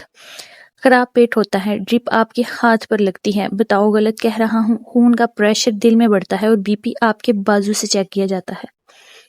ہوتے ہیں نا ڈاکٹر پاگل۔ سینئرز ہنسی روکے فرسٹ ایئر کو دیکھ رہے تھے اور فرسٹ ایئر پتھر جیسے سر ہاں میں ہلاتے ہوئے ہادی جیسے سٹائل سے بیٹھا تھا ویسے ہی اٹھا اور ٹھوس انداز میں حجستہ سے بولا اسی جادو کے ذریعے آپ کی فائل اس میں آ گئی ہے، اب ایسا ہے کہ کوہنیاں ہٹا کر ذرا ڈھکن اٹھائیں اور فائل نکال لیں۔ اس نے حمایتی نگاہوں سب پر ڈالی تھی اور سینئرز کی تائیدی نگاہیں اسے ڈھکن اٹھانے کا کہہ رہی تھی۔ ڈھکن اس اکیلی سے ٹوٹنے سے رہا جس طرح جمع ہوا تھا۔ فرسٹ ایئرز کے 2-3 بچے اس کی مدد کو آگے بڑھے اور پھر کیا ہوا، پورا dry section hall first year کی دبی دبی چیخوں سے گونج اٹھا تھا۔ بکس میں فارمولین محفوظ کرنے والا کیمیکل میں بھیگا ایک انسانی ڈھانچہ رکھا گیا تھا جس کا سارا جسم کسی سیاہ لکڑی کی مانند اکڑا ہوا تھا، خوفناک لگتا تھا۔ سب لڑکیاں ایک دوسرے کے بازو تھامے قدم قدم پیچھے ہوئیں۔ ہادی نے حیرت سے آنکھیں پھیلائیں۔ ہائے، کیا ہوا؟ چلو جستا، آپ آگے آؤ، سلام کرو اور پھر یہ فائل دے دے گا۔ نہیں، وہ مزید پیچھے ہو گئی تھی۔ بھئی کیا نہیں، فائل نہیں چاہیے؟ انکار میں سر ہلاتی، سوچ لو پھر کالج والے نکال دیں گے۔ اس کی آنکھوں میں آنسو آ گئے۔ کس مشکل سے یہاں تک پہنچی تھی، گھر میں صرف درخزائی تھا مگر یہاں بہت سے لڑکے لڑکیاں اس کی بے بسی پر جس طرح مسکرا رہے تھے سب اس سے درخزائی ہی لگے تھے۔ اس کا پہلا دن ویسا ہی گزرا تھا جیسے ہر ادارے میں نئے آنے والے سے جونیئرز کا گزرتا ہے، سینئرز کا حد سے زیادہ مذاق کرنا یہاں تک کہ جونیئرز رو دینے والے ہو جائیں، مگر ان کے مذاق کی حد تمام حدود سے باہر تھی۔ حجستہ نے کئی بار سوچا اس کا فیصلہ درست بھی تھا یا غلط، شاید وہ واپسی کا ارادہ کر ہی لیتی اگر ہادی کچھ دیر میں اس کی فائل واپس دینے نہ آتا۔ یہ آپ کی فائل، اب تو ایڈمن آفس بند ہو گیا ہے، کل فائن کے ساتھ سبمٹ کروا دینا۔ اچھا مذاق ہے۔ حجستہ کو غصہ تو بہت آیا اور جی کیا کھری کھری سنا دے، لیکن اتنے گھنٹوں میں سب لوگ باور کروا چکے تھے کہ اگر سینئر سے بگڑ گئی تو سمجھو MBBS مشکل ہو گیا، اور یہ بات غلط بھی نہیں ہے۔ میڈیکل میں اتنے استاد نہیں پڑھاتے جتنا سینئر سمجھا دیتے ہیں، اور اگلا دن ہونے والی افتتاحی تقریب میں حلف کے بعد پرنسپل نے واضح الفاظ میں سمجھا دیا تھا، ریگنگ مذاق ہر یونیورسٹی، اسکول میں، کالج میں چلتی ہے، ٹیچرز منع کر دیں تب بھی، لیکن میڈیکل ایسا ادارہ ہے جہاں استاد خود چاہتے ہیں کہ سینئرز بچوں کے ساتھ خوب گھل مل جائیں تاکہ ان کا خوف، ہر طرح کی جھجک چند دن میں نکل جائے۔ ہمیں ایک ہفتے کے اندر بچے تیار چاہیے ہوتے ہیں جو سب کے بیچ میں اٹھ کر بلا جھجک ہر طرح کا سوال کر سکیں۔ میڈیکل کالج ہے، اس میں شرم جھجک نہیں دیکھی جاتی۔ جینڈر کو ایک طرف رکھ دیں، آپ نے ساری باڈی پڑھنی ہے اور سب کے ساتھ پڑھنی ہے، اس لیے سینئرز جو بھی کچھ کہتے ہیں مائنڈ مت کیا کریں۔ کلیئر؟ دل سے تو شاید کسی نے بھی کچھ نہ نکالا ماں سوائے پچھتاوے اور ایک دوسرے کو کوہنی کے ٹوکوں مارنے سے، مگر زبان خود ہی کہہ گئی تھی، یس کلیئر سر۔ شروع کے چند دن تو خیر بہت ہی جھجک رہی تھی، لیکن پھر وہ آہستہ آہستہ اس معمول کے عادی ہونے لگے تھے۔ سینئرز کا رویہ بہت ہمدردانہ ہو چکا تھا، اگر کوئی ہلکا پھلکا مذاق کر بھی لیتے تو اس کے بعد ٹاپک کو سمجھانے میں پورے دل سے مدد کرتے تھے۔ کئی نے تو اپنی کتابیں تک جونیئرز کو دے دی تھیں۔ کتابوں کا بھی عجیب ہی معاملہ تھا، جب پہلی بار کھول کے دیکھیں آنکھیں کھلی کی کھلی رہ گئی تھیں۔ یہ تو پہلے ہی معلوم تھا میڈیکل کی بکس بہت مشکل ہوتی ہیں، لیکن اندر سے کیسی ہوتی ہیں یہ تو کھول کے پتہ چلا تھا۔ پہلے ویکنڈ کے بعد جب ریتا آئی تھی بہت مزے سے لے کر کہہ رہی تھی، یا میری دادی کی اچانک نظر پڑ گئی، یقین کرو استغفراللہ پڑھتے ہوئے دوبارہ وضو کیا، 2 نفل صلاۃ التوبہ پڑھ لی اور مجھے کہہ رہی تھی، بریرہ صبح کلمہ پڑھ لیا کرو، ڈاکٹر تو بن جاؤ گی، جانے مسلمان رہو گی بھی یا نہیں۔ اور میرے ابا کی سنو، مریم چہکی، انہوں نے بڑے فخر سے میری کتابیں اٹھائیں کہ میری بیٹی ڈاکٹر بن رہی ہے، اور اتنی ہی گھسیاہٹ سے واپس رکھ دیں، لا حول ولا قوت الا باللہ، پڑھتے کمرے سے نکل گئے۔ حجستہ کسی بات میں نہیں بولی تھی۔ تمہیں کیا ہوا ہے؟ بریرہ نے اسے کوہنی سے ٹوکا دیا تھا۔ کچھ نہیں، ایک تو وہ پہلے ہی اپنے لباس لب و لہجے سے مختلف لگتی تھی، اوپر سے اپنے خاندان کی سوچ کیا بتاتی، بریرہ سے تو صرف کلمہ پڑھنے کو کہا تھا اور اس کے باقاعدہ کلمے پڑھا دیے جائیں گے اگر درخزائی نے دیکھ لیں۔ اس کا ڈر سامنے آ گیا تھا۔ 2-2.5 گھنٹے کی مسافت پر واقع گھر میں وہ 3 ماہ بعد آئی تھی۔ داجی تو اسے دیکھ کر خوش ہو رہے تھے، سب نے خوب آؤ بھگت کی سوائے درخزائی کے۔ رات کو کسی وقت پڑھتے ہوئے رکھی گئی اناٹومی کی کتاب درخزائی کے ہاتھ لگی تھی، وہ دیکھتے ہی بڑک اٹھا، قریب ہی تھا وہ اس کی کتاب کو پھاڑ کر چولہے کی نظر کر دیتا۔ امروز خان اچانک آ گئے تھے۔ یہ کیا کر رہے ہو تم؟ بے شرمی کی باتیں، جلاؤں گا نہیں تو اور کیا کروں گا؟ یہ کچھ سیکھ رہی ہے یہ شہر میں؟ امروز نے اس کے لال ببو کا چہرے کو نخوت سے دیکھا، پھر اگلے دان چما کر بولی تھی، جو مسئلہ ہم اپنے باپ بھائی کو بھی بتاتے گھبراتے ہیں وہ ڈاکٹر کو بتا دیتے ہیں۔ کیوں؟ کیونکہ ہمیں دوائی چاہیے۔ ڈاکٹر اگر یہ سب نہیں پڑھائے گا تو علاج خاک کرے گا، پھر علاج کی باتیں پڑھے۔ تصویروں سے کیا سیکھ رہی ہو؟ اوہ خچا! امروز اسے گھوٹتے ہوئے آگے بڑھے تھے اور کتابیں اس کے ہاتھ سے چھین لی تھیں۔ کچھ چیزیں تصویروں ڈائیگرام سے سمجھ میں آتی ہیں، تم جاہل کو کیا پتا، 8ویں سے آگے پڑھا ہو تو پتہ چلتا ہے۔ امروز نے کتابیں اس سے پکڑی اور راستے سے ہٹ گئے تھے۔ درخزائی نے اپنے گرد لپیٹی گرم شال کو غصے میں کھول کر زور سے لپیٹتے ہجستہ کو سر سے پاؤں تک دیکھا تھا۔ اس نے نگاہ کا زاویہ بدل لیا۔ وہ 2 قدم آگے بڑھا اور اس کی آنکھوں میں آنکھیں ڈال کر پھنکارا تھا۔ تم ہم کو جاہل ثابت کرنا چاہتی تھی۔ ہو گئی تسلی، میں خود کو انسان ثابت کرنا چاہتی تھی۔ اس کے نرم لہجے پر وہ ناک پھونڈ چڑھاتا بیرونی دروازے کی جانب بڑھ گیا تھا۔ ہجستہ کے کان اس کے غصیلے قدموں کی دھمک سنتے رہے۔ اے اللہ، میرا نصیب اس شخص سے جوڑ دے تو اس کے دل کو بھی بدل دے۔ اسے کیوں وہم ہے کہ میں اسے جاہل ثابت کرنا چاہتی ہوں؟ یہ بھی درست تھا، درخزائی تعلیم یافتہ نہیں تھا، لیکن ڈگریوں کا نہ ہونا کسی کا جاہل ہونا کب ثابت کر سکتا ہے؟ جہالت کا تعلق تو دماغ کے خلل سے ہے۔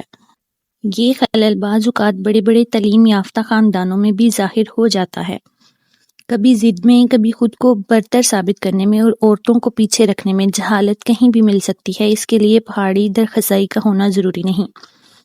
فرسٹ ایئر کی یہ تیسری پریزنٹیشن تھی جو بازو کا اذہابی نظام پر پیش کرنی تھی۔ کلاس کے CR اطہر نے ٹیچر کو فوراً ہی اپنا نام پیش کیا تھا کہ یہ پریزنٹیشن وہ دے گا۔ اطہر کے ماموں اسی کالج میں فزیالوجی کے HOD ہیڈ آفس ڈپارٹمنٹ تھے۔ باپ سرجن، ماں فزیشین، پورا خاندان میڈیکل سے وابستہ تھا۔ اس کا نام بہترین ہونا چاہیے تھا۔ اطہر نے اپنی پوری کارکردگی سے پریزنٹیشن ایک USB میں تیار کی تھی۔ اگلے دن ٹیچر کے کہتے ہی اس نے پورے اعتماد سے اٹھ کر USB دیوار میں لگی LED میں لگائی۔ سکرین کے روشن ہوتے ہی سوال ایک ترتیب سے سلائیڈ کی صورت چلنے لگے۔ مختصر اور بڑے بڑے سوال الگ الگ رنگ نمایاں تھے۔ تمام اہم نروس کے مختلف فنکشنز کو ڈائیگرام کے ساتھ نمایاں کرنے پر ٹیچر نے اسے صراحتی نگاہ سے دیکھا تھا۔ Good work! اطہر کے چہرے پر مزید اعتماد لہرایا تھا۔ آپ نے بہت زبردست طریقے سے سسٹم پیش کیا ہے۔ کیا اسی طرح یاد بھی ہے؟ یس سر، ہم نائس۔ انہوں نے اب کلاس سے مخاطب ہوتے کہا تھا۔ Any question? چند اسٹوڈنٹ سوال کرنے اٹھے تھے۔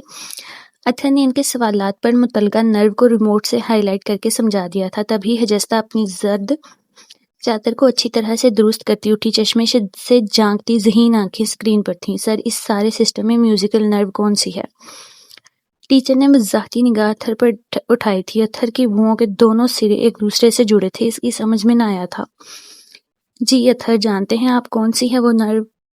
چاہیے تو اطہر کو یہ تھا کہ زبان سے اقرار کر دے، جو بات وہ نہیں جانتا اسے مان لینی چاہیے تھی، مگر اس نے انکار کرنے کی بجائے سسٹم کے مختلف نروز کو ہائی لائٹ کیا تھا، کبھی کہنی سے، کبھی کندھے تک کے، کبھی ہتھیلی سے کہنی تک کے۔ ٹیچر ہر بار نو میں سر ہلا دیتے تھے۔ آخر ٹیچر نے پوری کلاس سے پوچھا تھا، کوئی اور جانتا ہے؟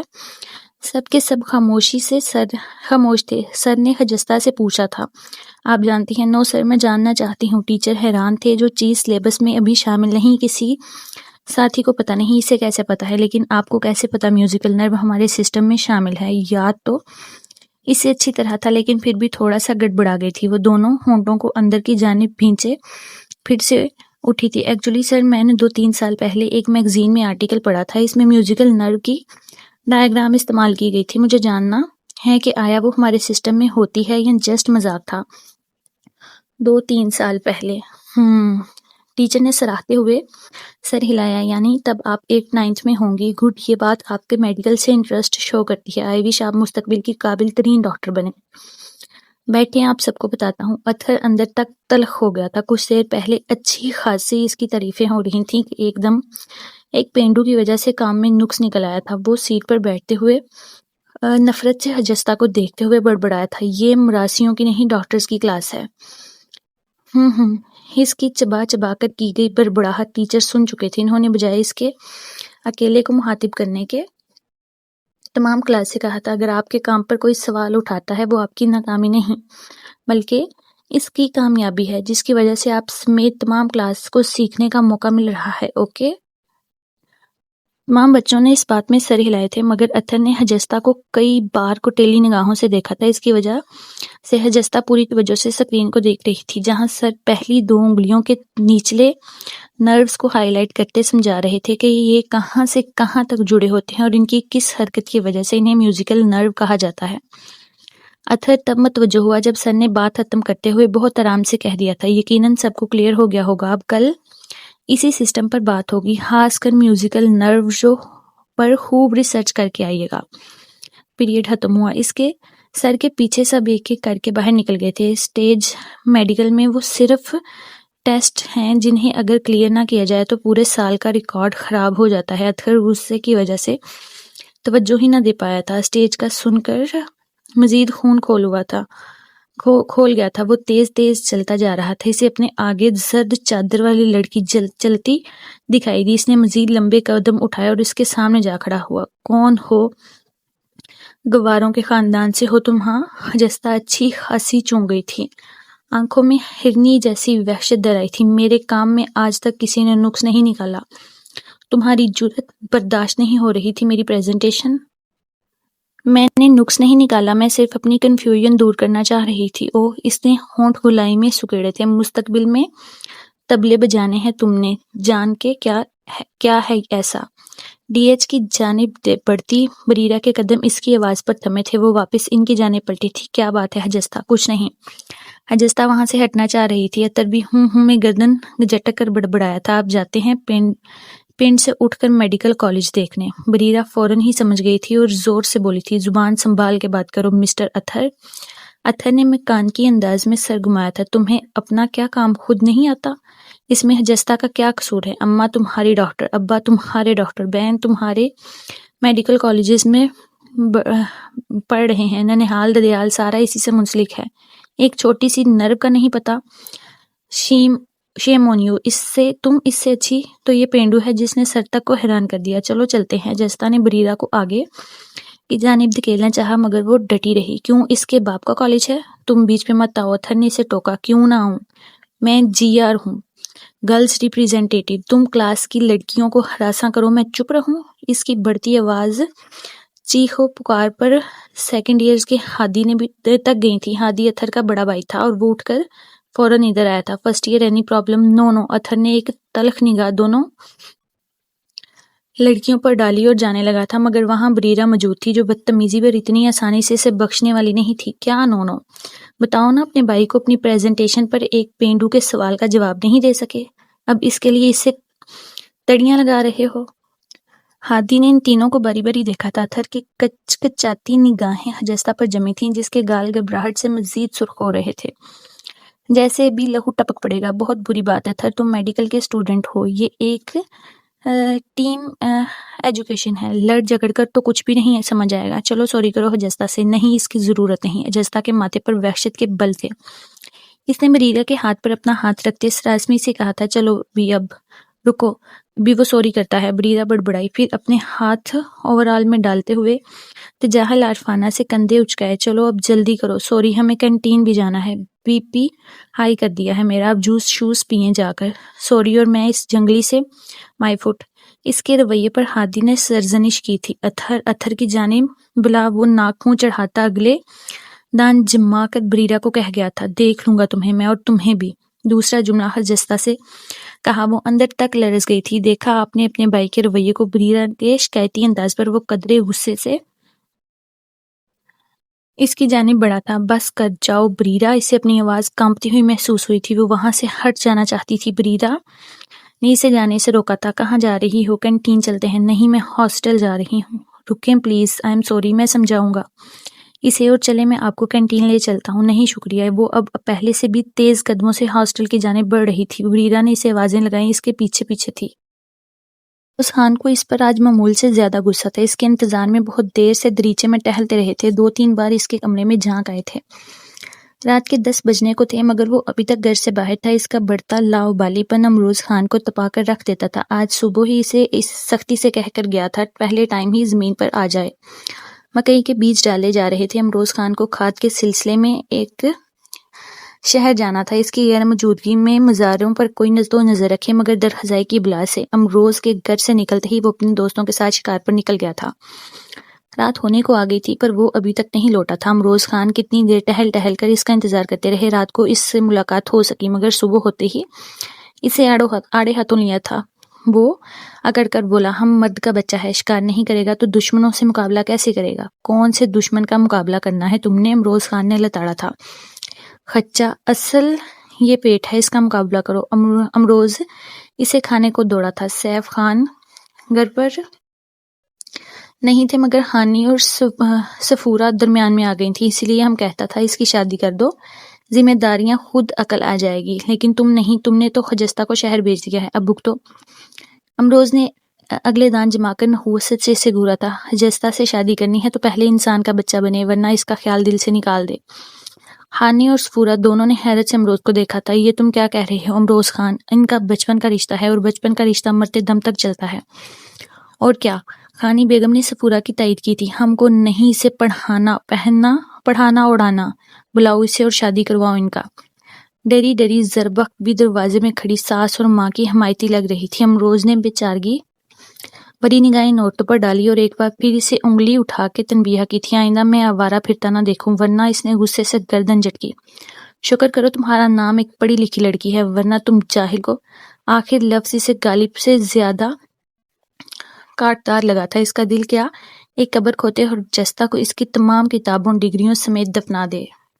کئی دن خاموشی سے سرک گئے تھے۔ ہادی نے اتھر کو سمجھایا تھا یا نہیں، لیکن اس کا رویہ بالکل سرد سا تھا۔ اس کے رویے پر شروع کے کئی دن وہ اچھی خاصی ڈسٹرب رہی تھی۔ وہ لڑکا ہے، کچھ بھی غلط کر سکتا ہے، اسے وہ رہ کر بریرہ پر غصہ آ رہا تھا۔ اگر تم چپ کر جاتی تو اچھی بلی بات ختم ہو جاتی، مگر تم نے اس کے بھائی کو ضرور بتانا تھا۔ کیوں چپ کر جاتے؟ گونگے ہیں ہم؟ بریرہ اس سے متفق نہیں تھی۔ وہ لڑکا ہے بریرہ، تم کیوں نہیں سمجھتی؟ تو ہم لڑکیاں ہیں، وہ سمجھ جائے، بریرہ اسے جتا کر بولی تھی، لیکن حجستہ کی پریشانی دور نہیں ہوئی تھی۔ تب ہی اس نے اسے پیار سے سمجھایا، لڑکیوں کی ان کی حد میں رکھو تو یہ ٹھیک رہتے ہیں، ورنہ انہیں دیر نہیں لگتی اپنی اوقات بھولنے میں، اور تمہیں پریشان ہونے کی ضرورت نہیں۔ وہ کچھ غلط کرے گا تو اس کی ہڈیاں توڑ کر اس کے ہاتھ میں پکڑا دوں گی۔ جس انداز میں اس نے کہا تھا، کتابوں پر جھکی مریم ہنستی ہوئی دوہری ہوئی تھی، ویسے تمہارے ارادوں سے لگتا ہے یا تم آرتھوپیڈک ہی بنو گی۔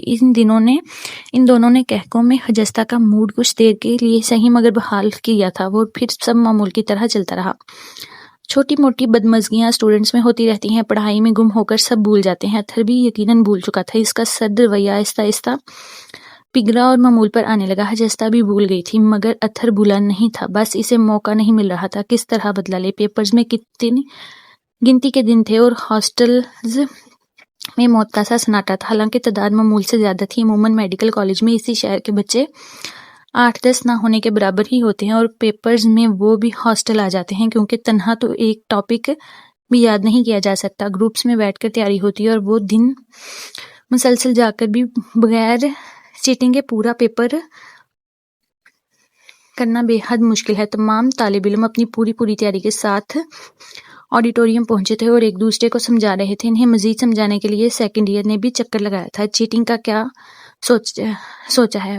فارا کی بات سن کر سب ایک دوسرے کا منہ تکنے لگے تھے، تو ہادی بول پڑا، اتنا نیک یہاں کوئی نہیں ہے کہ چیٹنگ نہ ہو۔ بتانے لگا، آپ سب ایک کلاس ہو، پوری کوشش کرنی ہے سارے ساتھی پاس ہو جائیں، لیکن منہ سے بول کر نہیں، خاموشی سے کورڈز میں، اور اگر بوٹیاں شوٹیاں ہیں تو یہیں نکال دو، پکڑے گئے تو میڈیکل سے باہر ہو جاؤ گے۔ وہ بھی بےعزتی کے ساتھ، بس مدد کرو مگر خاموش۔ کچھ مشورے سے خاموش کوڈز طے پائے تھے۔ اتھر نے سوالوں کا کوڈ جوتا بجانا بتایا تھا، یعنی جس نمبر کا سوال نہیں آ رہا وہ اتنی بار اپنا پاؤں زمین پر ٹکرائے گا۔ میڈیکل کا پیپر تقریباً معروضی ہوتا ہے۔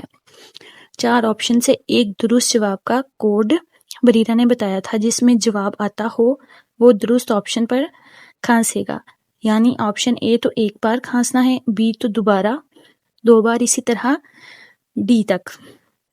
حال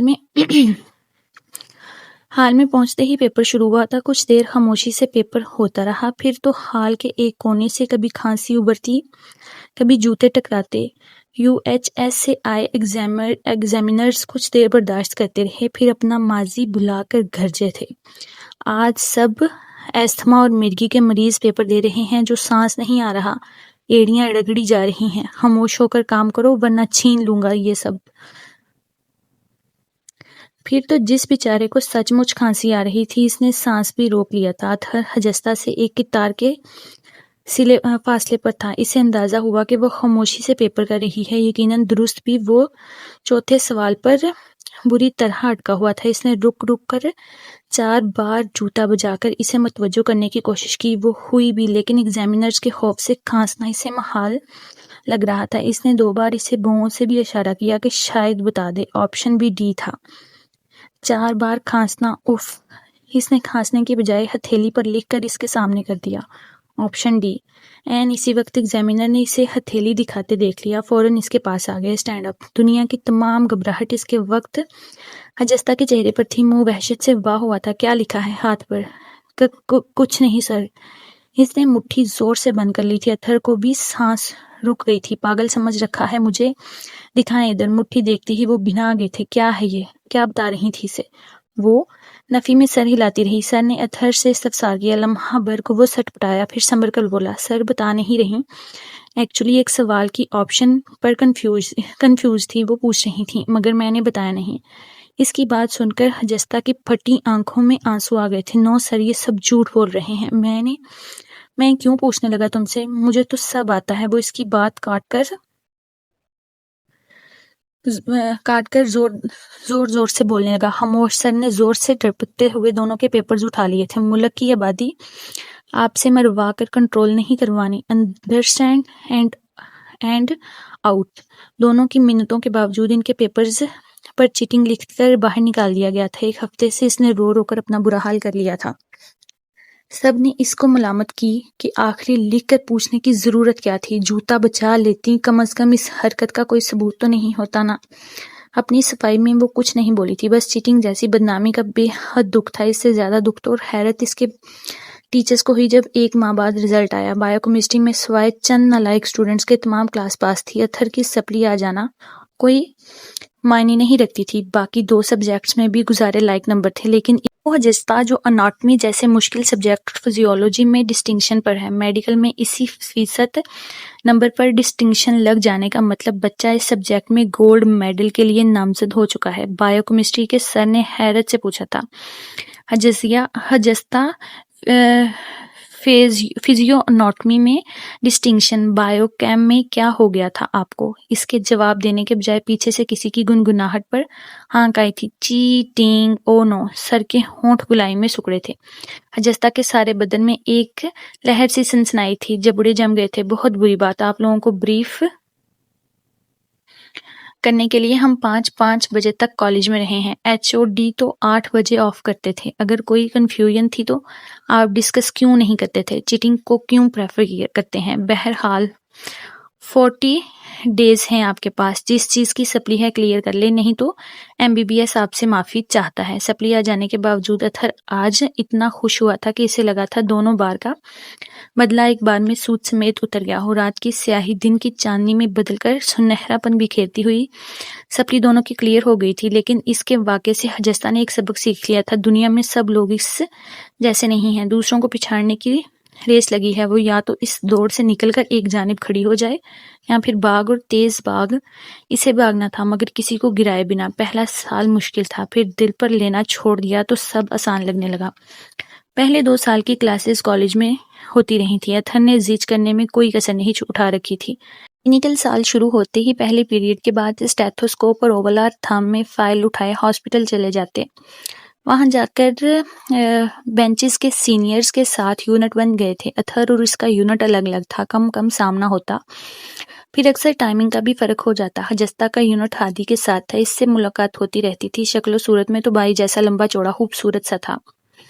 کچھ تیسرے چوتھے سال میں جاتے ہی ڈاکٹرز کی اتنی گرومنگ ہو جاتی ہے، عام سی شکل و صورت والے بھی دلکش لگنے لگتے ہیں، لیکن وہ اتھر کے برخلاف اخلاق کا بھی دلکش تھا۔ حجستہ اس کے اخلاق سے متاثر تھی، جبکہ وہ پوری حجستہ سے متاثر ہو چکا تھا۔ باقی لڑکیوں سے مختلف اپنی ذات میں قید مگر ذہین حجستہ اس سے شروع میں ہی بہت اچھی لگی تھی۔ فری وقت میں ایک دوسرے سے ٹاپک ڈسکس کرتے ہوئے وہ اس کی فیملی کے بارے میں بہت کچھ جان گیا تھا۔ یقیناً جاننے میں اسے دلچسپی بھی محسوس ہوتی تھی۔ اسے اس کے شوق اور ہمت پر حیرت تھی کہ کس علاقے کی ہو کر کتنی دلچسپی سے پڑھ رہی ہے، پھر سب کے بیچ چلتے ہوئے مکمل اعتماد بھی۔ درخزائی کا مزاج بدلنا ناممکنات میں سے تھا، لیکن امروز اس پر کڑی نگاہ رکھتا تھا۔ امروز کی سختی ڈانٹ ٹپٹ پر سیف خان نے انہیں ہی سمجھایا تھا، تم فکر مت کرو، شادی کے بعد خود ہی ٹھیک ہو جائے گا۔ داجی آپ کو لگتا ہے وہ ٹھیک ہو جائے گا؟ کیوں نہیں لگتا؟ ذمہ داری پڑے گی تو ٹھیک ہو جائے گا۔ پتہ نہیں داجی، مجھے نہیں لگتا۔ حجستہ اور درخزائی میں بہت فرق ہے، مجھے تو اس فیصلے پر افسوس ہوتا ہے۔ کس بات کا فرق ہے امروز خان؟ سیف خان غصے سے اپنا صوفہ صافہ جھٹکتے ہوئے اٹھ کھڑے ہوئے تھے۔ اگر حجستہ 4 لفظ پڑھ گئی ہے تو گھر کے بچے میں تمہیں نقص دکھائی دیتے ہیں؟ ہم پہاڑی لوگوں کے فیصلے اٹل ہوتے ہیں، جمے ہوئے۔ 4 کتابیں ہماری روایات نہیں بدل سکتی۔ سیف خان نخوت سے گردن جھٹک کر جاتے جاتے کہہ گئے تھے، اس کی ڈاکٹری پوری ہونے والی ہے، شادی کے لیے گھر میں جو مرمتیں کروانی ہے شروع کروا لو۔ 4 سال تیزی سے گزر گئے تھے۔ یہ ان دنوں کی بات تھی جب حجستہ 5ویں سال میں تھی اور ہادی کا چھٹا ہاؤس جاب کا سال شروع ہو چکا تھا۔ اس کے یونٹس تبدیل ہوئے تھے۔ لسٹ میں حجستہ اور اتھر کا نام ایک یونٹ میں تھا اور اس کا پورا دل تھا اپنا یونٹ کسی طرح تبدیل کروا لے۔ بے شک اب ان کے درمیان کبھی کوئی ناخوشگوار بات نہیں ہوئی تھی، لیکن حجستہ کی غیر معمولی قابلیت نے اسے تمام ٹیچرز اور اسٹوڈنٹس میں خوب نمایاں کر دیا تھا، جو اتر کے لیے اندرونی حسد کا سبب بن رہی تھی۔ وہ اس کا اظہار لفظوں کے بجائے انداز سے کرتا۔ اس کی حد تک امیز نگاہیں اور خاندانی پروفیشن کا روب حجستہ کے سامنے سر اٹھاتا تھا۔ یونٹ تبدیل کروانے کے لیے اگر وہ HOD سے بات کرتی مسئلہ تب بھی حل ہو جاتا، لیکن انہیں سمجھانے کے لیے کئی طرح کی وضاحتیں دینا پڑتی۔ ہاؤس جاب کے اسٹوڈنٹس کی ایسے معاملات میں بہت چلتی ہے۔ اس کی ایک اہم وجہ ایمرجنسی میں 22 گھنٹے کی ڈیوٹی ہے جو وہ اپنے سینئرز ڈاکٹرز کی جگہ دیتے ہیں، اور ہادی سے کہتے ہوئے اس سے زیادہ ہچکچاہٹ نہیں ہوئی تھی۔ وہ ہادی ہی تھا جو بنا کہے کئی بار اس کے کام آ چکا تھا۔ ایک بار تو فرشتہ ہی ثابت ہوا تھا۔ خاصی پرانی بات تھی، جب حجستہ کا 2nd ایئر ختم ہو رہا تھا۔ اسے ریڑھ کی ہڈی کے آخری مہرے کو پڑھنا تھا۔ اسی سلسلے میں وہ لیب اٹینڈنٹ کے پاس گئی۔ اسے باڈی کی ہڈیاں چاہیے تھیں۔ لیب میں اس وقت اس کے 3 ماڈل اور 1 اصل رکھی تھی۔ اس کے اصلی مانگنے پر اٹینڈنٹ نے کہا بھی تھا، آپ بون کا ماڈل لے جائیں اور اوریجنل بون کہیں آگے پیچھے نہ ہو جائے۔ اتنی لاپرواہ نہیں ہوں میں سر، وہ 2-3 دن میں واپس کر دوں گی، مجھے ضروری ڈائیگرام بنانی ہے۔ تھوڑی پس و پیش کے بعد اٹینڈنٹ نے اس کا نام رجسٹر پر لکھ کر ایشو کر دی تھی، اور اسی دوران اچانک ہی 2-3 دن کی چھٹی اناؤنس ہو گئی تھی۔ دو ویکنڈ کی مل گئی۔ سب لوگوں نے گھر جانے کا پروگرام بنایا۔ حجستہ بھی گھر آ گئی تھی۔ اس کے گھر آنے پر عید کا سما ہوتا تھا۔ وہی گھر والے جو اس کے شہر جانے پر پڑھنے پر پریشان تھے، اب سارے ملنے ملانے والوں کو فخر سے بتاتے تھے، مڑے حجستہ ڈاکٹر بن رہی ہے۔ اس شام بھی وہ اپنی چیزیں لیے دریچے کے ایک کونے میں بیٹھی تھی۔ اس کے سامنے اسکیچ بک اور ایک کتاب کھلی تھی، ہاتھ میں بون پکڑے اس پر وین رگوں کی ڈائیگرام سمجھ رہی تھی۔ حجستہ، دریا خان کی بہو آئی ہے تم سے ملنے، مورے ماں کے کمرے میں بیٹھی ہے، ملو بلا رہی ہے، زربخت آ کر بولی تھی۔ اسے پتا تھا وہ بیماریوں کی لمبی چوڑی فہرست لائی ہوگی، اگر نہ گئی تو ناراض۔ بون کتاب پر رکھ کر وہ خانی بیگم کے کمرے میں گئی تھی۔ اسی کے انداز کے مطابق دریا خان کی بہو اسے دیکھتے ہی شروع ہو گئی۔ اس کی بات تو اس نے جانے سنی بھی تھی یا نہیں، اس کی نگاہ کھڑکی سے دکھائی دیتے در خزائی پر گئی تھی۔ جو بون اٹھا کر معائنہ کر رہا تھا وہ فوراً باہر کی جانب لپکی، یہ ادھر دے دو۔ در خزائی نے تیوری چڑھائی، یہ گھر ہے یا قبرستان نہیں جہاں مردے لانے لگی ہو؟ وہ کہہ کر باہر کی جانب بڑھا۔ وہ پیچھے پیچھے مانگتی ہوئی مکانگی انداز میں اس پر جھپٹی، مگر اس نے دروازہ کھولتے ہی بہت دور نالے میں اچھال دی۔ حجستہ کی سانسیں رکیں۔ یہ کیا کیا تم نے درخزائی؟ کتنی مہنگی تھی وہ؟ جانتے بھی ہو کالج والے کیا کریں گے اب میرے ساتھ؟ اس کی بے بسی پر درخزائی نے ٹھٹ مارنا چاہا تھا، مگر پانی سے بری سبز آنکھیں کہکے میں کھلے منہ کو اکڑا گئی تھی۔ سبز پہاڑوں کو پہلی بار سیلاب میں بہتے دیکھا تھا۔ اس کے دل کو ایک دھچکا سا لگا تھا۔ کہا تو اس نے کچھ نہیں، اپنا سر جھٹک کر وہاں سے ہٹ گیا۔ ہاں، ایک ملامت سی محسوس ہوئی تھی جسے وہ ظاہر ہونے دینا نہیں چاہتا تھا۔ وہ اپنے دل کا حال کیا بتاتا، اسے کس بات کا ڈر ہے؟ اگر وہ سچ مچ ڈاکٹر بن گئی تو کیا پلٹ کر آئے گی؟ کبھی نہیں، اور حجستہ کو وہ کھو دے ناممکن۔ خانی بیگم کو بھی اس کے پلٹنے کی فکر تھی۔ داجی بھی بنیادوں کا درس دیتے تھے۔ زربخت ایک ہی بات کرتی، امروز خان نے تمہاری ضمانت دی ہے، پڑھ لکھ کر اس کے سر پر خاک نہ ڈلوانا۔ امروز لالا کی خاموش نگاہیں اسے التجائیہ لگتی، اور جس کی خاطر اسے سب واپس لانا چاہتے تھے، اس کی ہٹ درمی سے اپنی قسمت پر رونا آیا تھا، اور اس وقت وہ روئی بھی بہت۔ جب اٹینڈنٹ نے بون واپس مانگی، اس سے کوئی جواب نہ بن پڑا۔ اتھر کو جیسے ہی اندازہ ہوا حجستہ بون لے گئی تھی اور واپس نہیں دے رہی، اس نے اٹینڈنٹ سے بار بار مانگنی شروع کر دی، مجھے پڑھنی ہے، لیں اس سے، مجھے ضرورت ہے۔ ہادی کو جی آر بریرا نے بتایا کہ کوئی حل ڈھونڈو۔ تب اس نے اٹینڈنٹ سے بات بات بنائی۔ سوری سر، وہ تو مس حجستہ سے میں نے لے لی تھی۔ حجستہ نے حیرت سے اسے دیکھا۔ وہ پورے اعتماد کے ساتھ جھوٹ بول رہا۔ کل غور کر اٹینڈنٹ کو مطمئن کر چکا تھا، پڑھ کر 2-4 دن میں لوٹا دوں گا۔ بھلے بعد میں اس نے حجستہ کو لاپرواہی پر اتھر کو ڈٹائی پر ڈانٹا تھا۔ سر بریرا نے بتایا کہ کوئی حل ڈھونڈو۔ تب اس نے اٹینڈنٹ سے بات بنائی۔ سوری سر، وہ تو میں مس حجستہ سے لے گیا تھا۔ حجستہ نے حیرت سے اسے دیکھا۔ وہ پورے اعتماد کے ساتھ جھوٹ بول رہا تھا اور اٹینڈنٹ کو مطمئن کر چکا تھا، پڑھ کر 2-4 دن میں لوٹا دوں گا۔ بھلے بعد میں اس نے حجستہ کو لاپرواہی پر اتھر کو ڈٹائی پر ڈپٹا تھا۔ شرم کرو، تمہاری کلاس فیلو ہے۔ حادثہ کسی کے ساتھ بھی ہو سکتا ہے۔ اور اٹینڈنٹ کو جانے کیسے فائن دے کر چپ کروایا، مگر حجستہ کو پوری کلاس اور ٹیچرز کے سامنے شرمندہ ہونے سے بچا لیا۔ اور ایسے کتنے کام اس نے کیے تھے۔ پھر بیچ تبدیل کروانا تو ایسا کوئی بڑا کام بھی نہیں تھا۔ صرف ہادی نے اتنا ضرور پوچھا تھا، کیوں وہ چپ رہی؟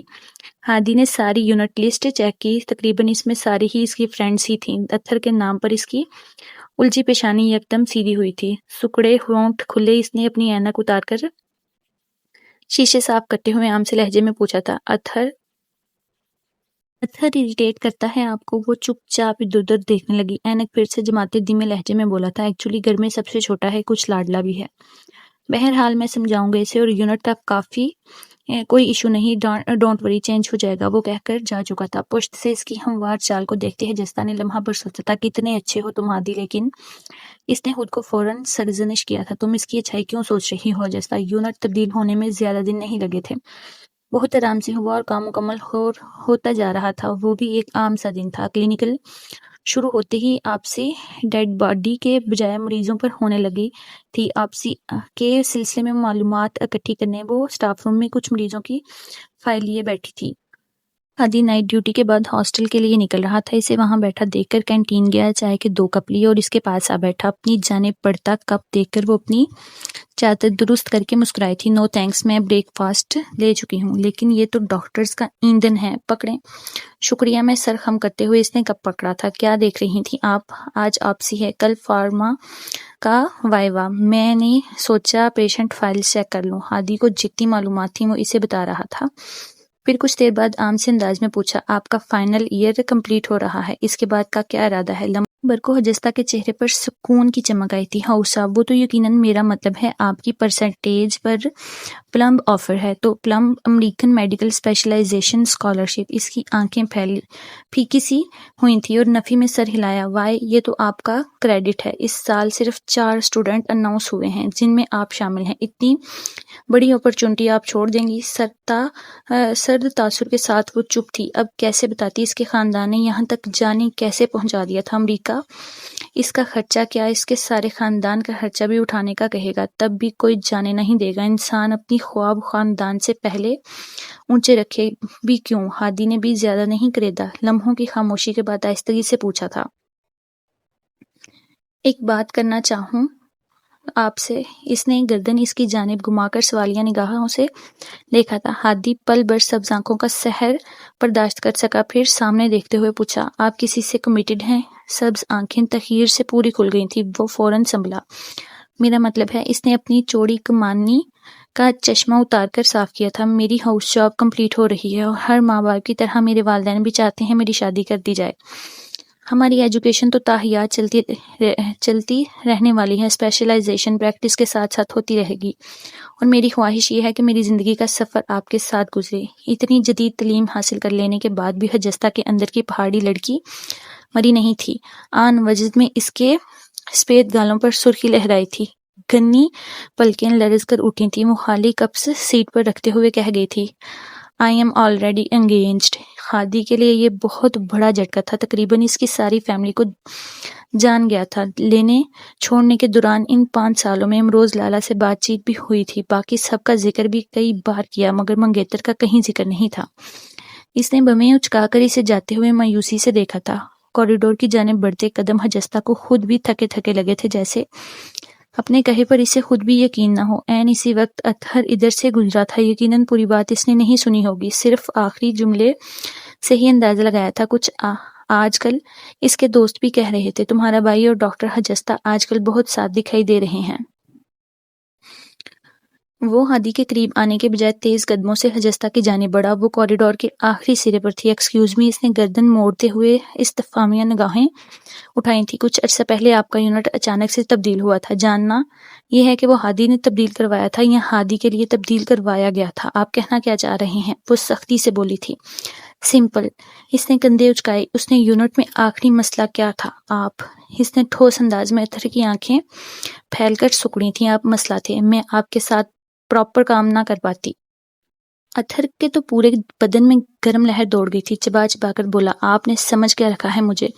تھرڈ کلاس آوارہ نکما میں اچھے اچھوں کو منہ نہیں لگاتا، اور آپ کی کیا اوقات ہے؟ اس نے گردن میں جھولتا اسٹیٹوسکوپ کھینچ کر اتارا اور ہوولار کی پاکٹ میں اڑیسا۔ اپنی فیملی بیک گراؤنڈ بدلنے کے لیے میرے بھائی کو سیڑھی مت بنائیں، وہ بہت رحم دل ہے۔ بولی، صورتوں پر ترس آ جاتا ہے، اس کے ترس کو محبت مت سمجھیے گا، رائٹ؟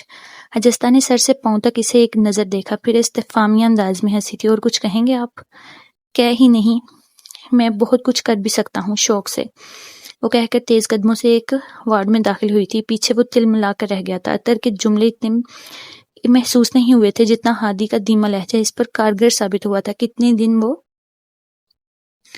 شعوری کوشش سے ہادی سے کتراتی رہی، مگر اندر کچھ کھٹک رہا تھا۔ چاہتے ہوئے بھی اس کیفیت کو نام نہیں دے پا رہی تھی۔ کس دن وہ ہاسپٹل کے گراؤنڈ میں بینچ پر کچھ پڑھنے کے لیے بیٹھی تھی، لیکن ذہن پر بے طرح منتشر ہو رہا تھا۔ تبھی وہاں ہادی بھی آ بیٹھا۔ وہ اس کے بیٹھنے پر چونکی ضرور، مگر ظاہر نہیں ہونے دیا۔ وہ بینچ پر آ کر بیٹھ گیا تھا۔ کچھ دیر سے آہستگی سے بولا، مس حجستہ، غالباً آپ نے بتایا تھا آپ کے تایا کے 2 بیٹے ہیں، ایک تو آپ کی بہنوئی ہیں امروز لالہ، دوسرے… وہ رک کر زمائنی سا اسے دیکھتے ہوئے پوچھ رہا تھا، کیا وہ آپ کے… حجستہ نے آنکھیں سختی سے بند کی، اس بات میں سر ہلا دیا۔ ہادی کے ماتھے کی ناگواری لہجے میں در آئی تھی۔ سال پہلے اسپورٹس گالا پر اس نے درخزائی کو تب دیکھا جب وہ حجستہ کو گھر لے جانے آیا تھا۔ اس کی چال ڈھال، دیکھنے بولنے کا انداز ہادی کو بہت عجیب سا لگا تھا، خاص کر جب اس نے اسٹال پر کھڑی لڑکیوں کو اپنے کلاس فیلو کے ساتھ بے فکری سے باتیں کرتے دیکھا تو نفرت سے ناک چڑھائی تھی۔ ماں باپ سمجھتے ہیں ڈاکٹر بن رہی ہیں، ادھر تو یاریاں چل رہی ہیں۔ ہادی کا جی چاہا تھا اس کا منہ توڑ دے۔ اس سے پہلے کہ وہ کچھ کہتا، چادر میں لپٹی حجستہ اپنی چیزیں اٹھائے اس کے پاس آ کر کھڑی ہوئی۔ پھر پتہ چلا کہ اس کا کزن ہے۔ اس کے پیچھے چلتی حجستہ کو دیکھ کر وہ تاسف سے سوچتا رہ گیا، سچ کہتے ہیں گدڑیوں میں بھی لال ہوتے ہیں۔ اس وقت حجستہ کا اقرار میں ہلتا سری سے پھر سے تپا گیا تھا۔ کیا آپ سمجھتی ہیں یہ ایک پرفیکٹ میچ ہے؟ میچ ہمارے بزرگ بناتے ہیں، وہ جو انہیں پرفیکٹ لگتا ہے۔ لازمی نہیں کہ بزرگ ہر بار پرفیکٹ ہو، انہیں سمجھایا جا سکتا ہے، قائل کیا جا سکتا ہے۔ آپ پڑھی لکھی ہیں حجستہ، وہ کسی صورت بھی آپ کے قابل نہیں۔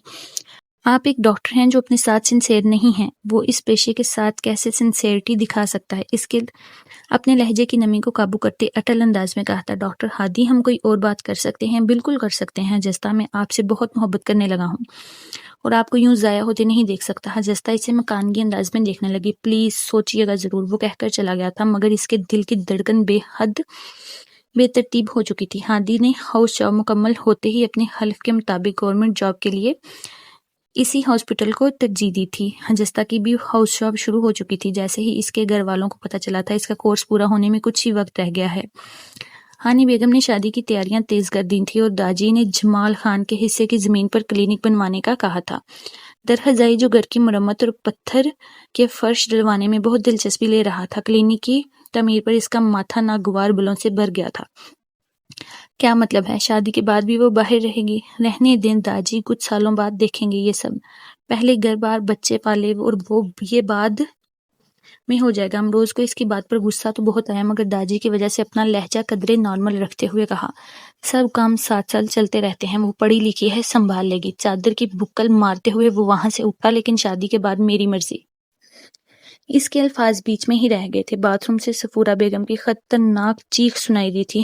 باتھ روم میں سادہ فرش توڑ کر پتھر کی ٹائلیں لگوائی گئی تھیں۔ صفورہ کا پاؤں پھسلا، دونوں بیٹے بہت مشکل سے باری برکم ماں کو اٹھا کر باہر چارپائی تک لائے۔ ان کے کراہنے میں کسی صورت کمی نہیں آ رہی تھی۔ خدشہ تھا کہ گھٹنے کی ہڈی ٹوٹی ہے، امروز خان چراغ کو گھر لے آیا تھا۔ جو عورت ٹوپی برقع پہن کے گھر سے نکلتی وہ چارپائی پر چراغ کے سامنے لیٹی تھی۔ اس نے پہلے اس کی ٹانگ کو ڈکے ڈکے جانچا، پھر گھٹنا ٹوٹ گیا ہے کہہ کر کچھ پٹیاں اپنے سامان سے نکالنے لگا۔ جب اس نے بوڑھی صفورہ کی شلوار کا پائنچہ اوپر کو سرکایا تو درخزائی کا چہرہ یک لخت تپ گیا تھا۔ اس نے آنکھیں سختی سے بینچی تھی اور وہاں سے ہٹ گیا۔ جتنی ماں کو تکلیف تھی اسے ٹوٹی ٹانگ کے ساتھ چھوڑا بھی نہیں جا سکتا تھا۔ کسی مرد کے سامنے اپنی ماں کی برہنہ ٹانگ دیکھنا بھی مشکل تھا۔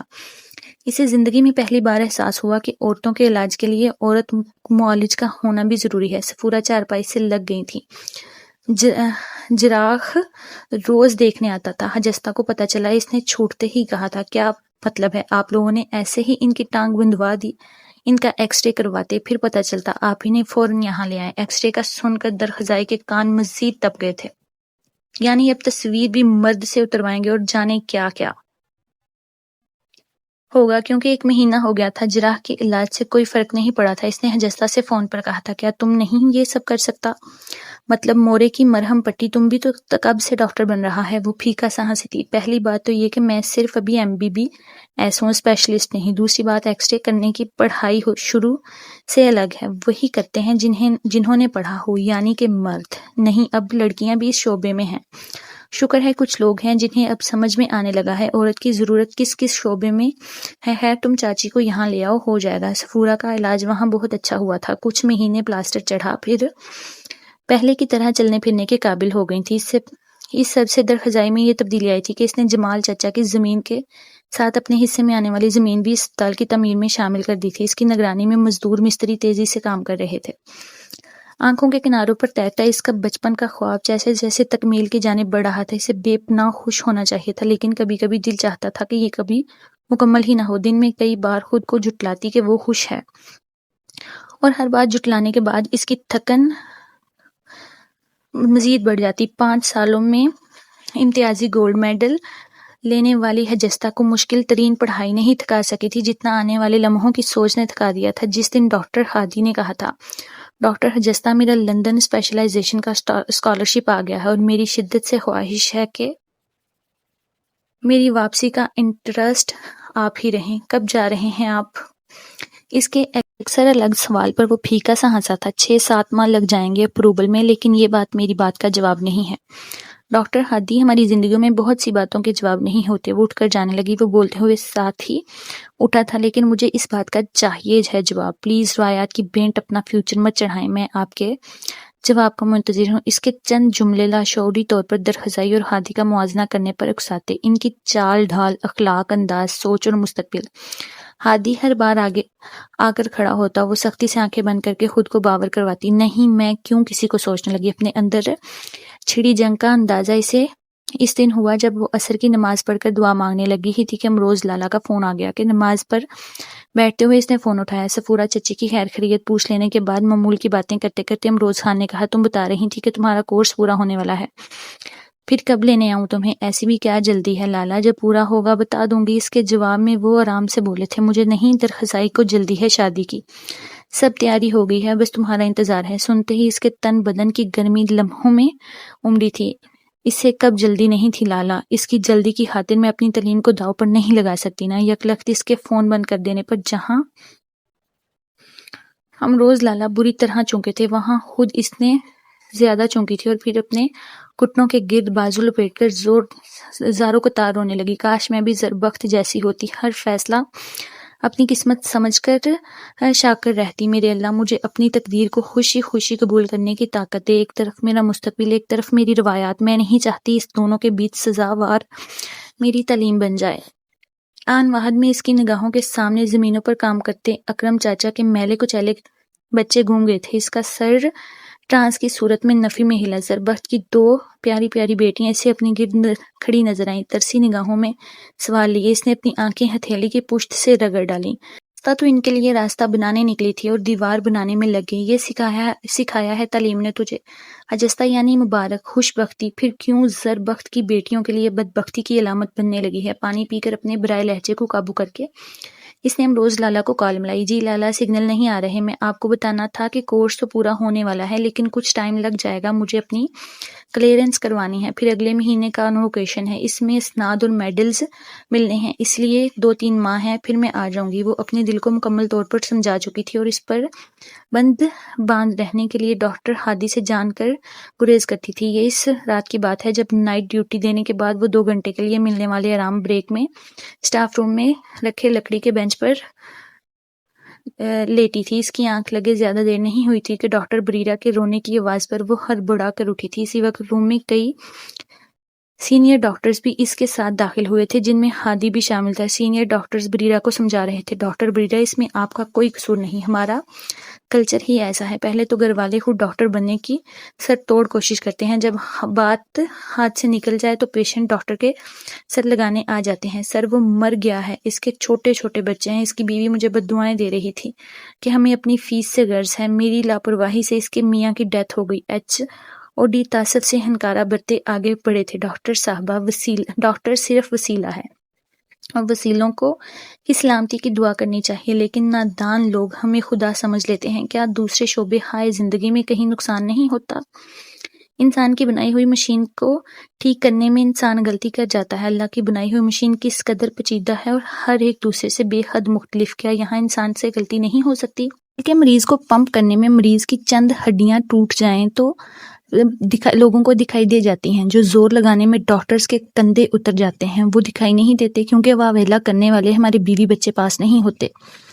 ہزاروں مریضوں میں سے گنتی کی چند ڈیتھ ہماری فیسز اور کوتاہی لگتی ہے، جو ہزار صحت یاب ہو کر گھروں کو جاتے ہیں، نیا جنم پاتے ہیں، تب ہماری نیند سے خالی آنکھیں دکھائی نہیں دیتی۔ ڈاکٹرز کے ہاتھ دماغ آنکھیں دنیا کے قیمتی ترین ہاتھ دماغ آنکھیں ہیں، جو اللہ کی بنائی مخلوق کی بہتری میں بہرحال مصروف ضرور ہیں۔ چلیں شاباش، منہ ہاتھ دھوئیں اور چائے پئیں۔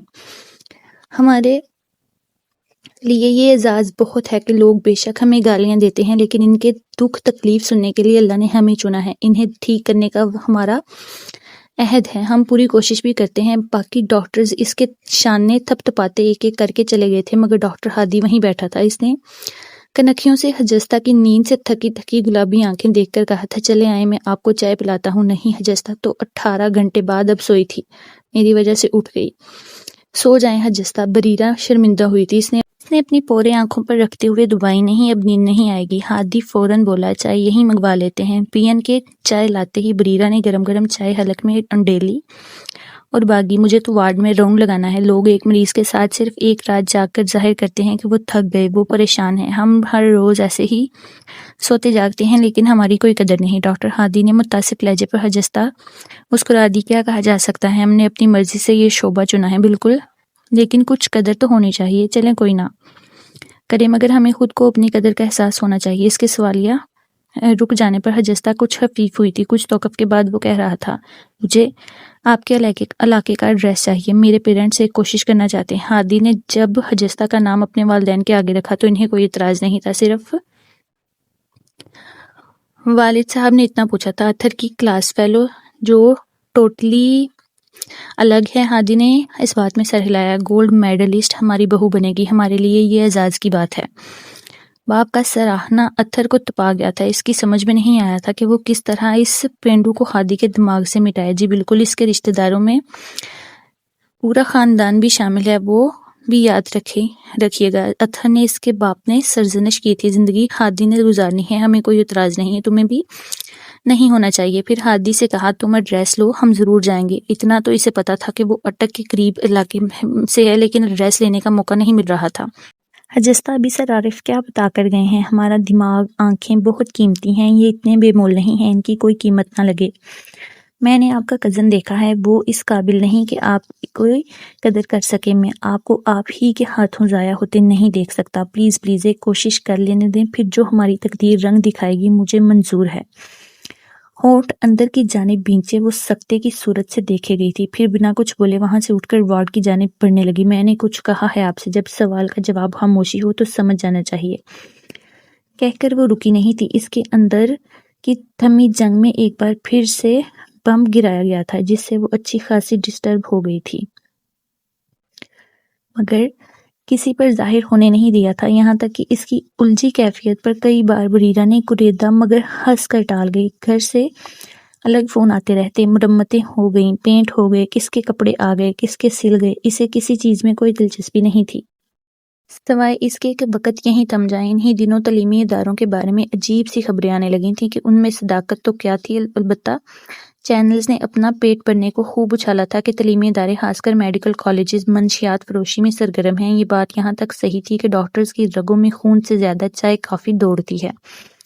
اسے نشہ کہا جائے یا ضرورت، جس طرح کی پڑھائی ہے اس میں ایسا ہونا اتنا معیوب بھی نہیں تھا۔ آخر انہوں نے بھی اپنے عذاب پر پرسکون رکھنے تھے، لیکن اسے منشیات سے ملانا سراسر غلط تھا۔ کالج میں کانوکیشن کی تیاری عروج پر تھی۔ پرنسپل نے اسی موقع سے فائدہ اٹھاتے ہوئے مختلف میڈیکل کالجز کے ساتھ ایک مشترکہ کانفرنس بھی رکھ دی، جس کا مقصد اسی شعبے کا تقدس اور اعتماد کی پامالی کی مذمت تھا۔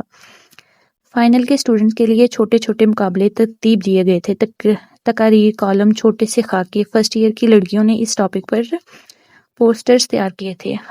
حجستہ کی ڈرائنگ بہت اچھی تھی، اس کی پریکٹیکلی کاپی ہمیشہ سراہی گئی تھی۔ ان اسٹوڈنٹس کو جانے کس نے مشورہ دیا تھا کہ ڈاکٹر حجستہ کو چیک کروا لو، اور حجستہ اتنی نرم گو تھی کہ کبھی کسی جونیئر کو اس نے کچھ پوچھتے ہوئے ہچکچاہٹ محسوس نہیں ہوئی تھی۔ اکثر یہ اسٹوڈنٹس کو آن لائن لیکچرز کی ویب سائٹس بھیجتی رہتی تھی، اسی لیے دو لڑکیاں بلا جھجک اپنا پوسٹر لیے اس کے پاس آ گئی تھیں۔ ڈاکٹر حجستہ، کیا ہم نے صحیح بنایا ہے؟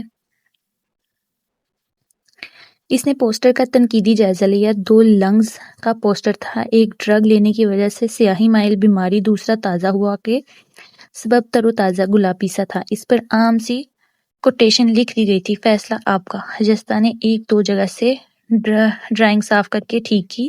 بریرہ نے یکدم مشورہ دیا، حجستہ اگر ڈرگ والے میں ریئل سگریٹ چپکا دیں پوسٹر کمال لگے گا۔ اس نے تائیدی سر ہلاتے ہوئے کہا تھا، لیکن اس وقت سگریٹ کہاں سے آئیں گے؟ ہم ابھی تو آئے ہیں ہاسپٹل سے، پہلے پتا ہوتا تو کہیں سے لے ہی آتے۔ 5 بجے کے بعد عام اسٹوڈنٹس کو وارڈن گیٹ سے باہر قدم نہ رکھنے دیتے تھے، سوائے ہاؤس اسٹاف والوں کو۔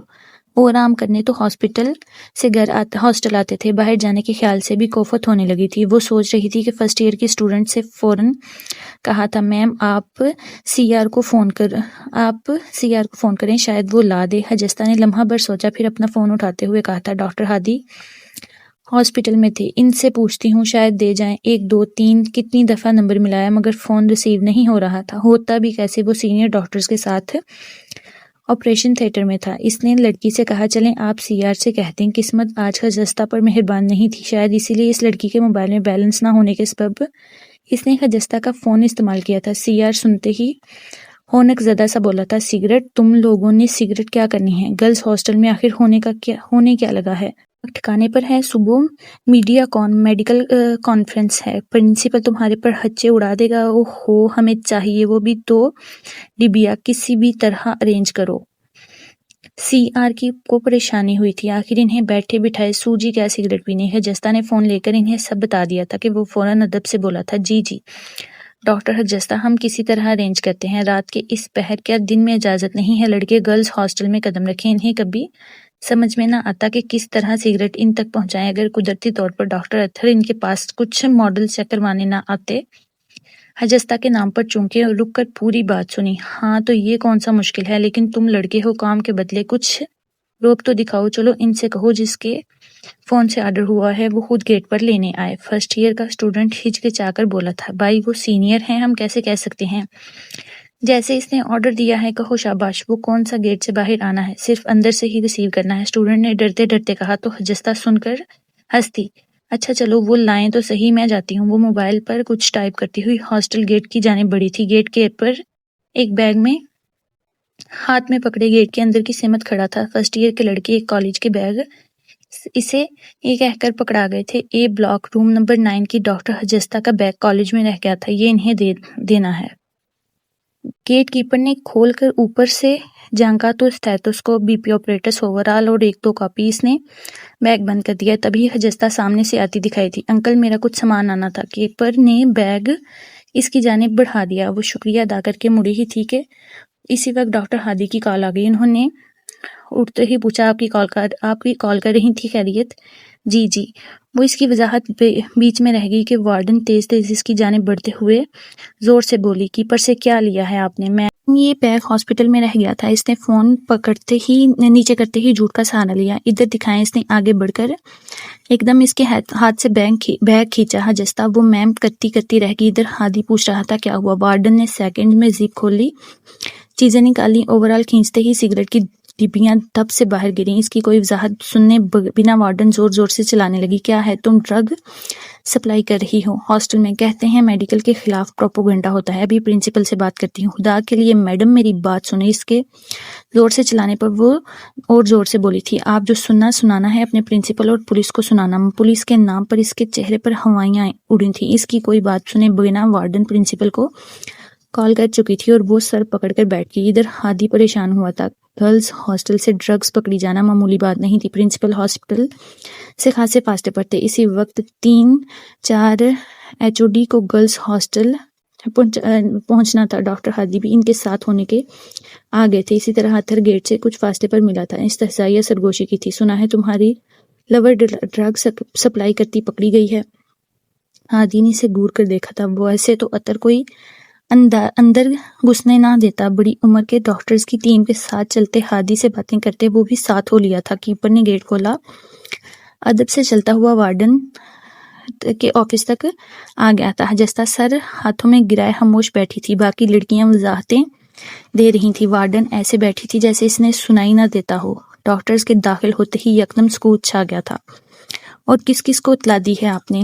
نیورو کے HOD اتنی زور سے بولے تھے کہ وارڈن اگر کرسی کا بازو نہ پکڑتی تو نیچے ہی گر جاتی جس طرح وہ اچھلی تھی۔ صرف پرنسپل کو آواز کپا گئی تھی۔ حجستہ میری اسٹوڈنٹ، پھر مجھے پہلے کیوں نہیں بتایا گیا؟ کیا میرا نمبر نہیں ہے آپ کے پاس؟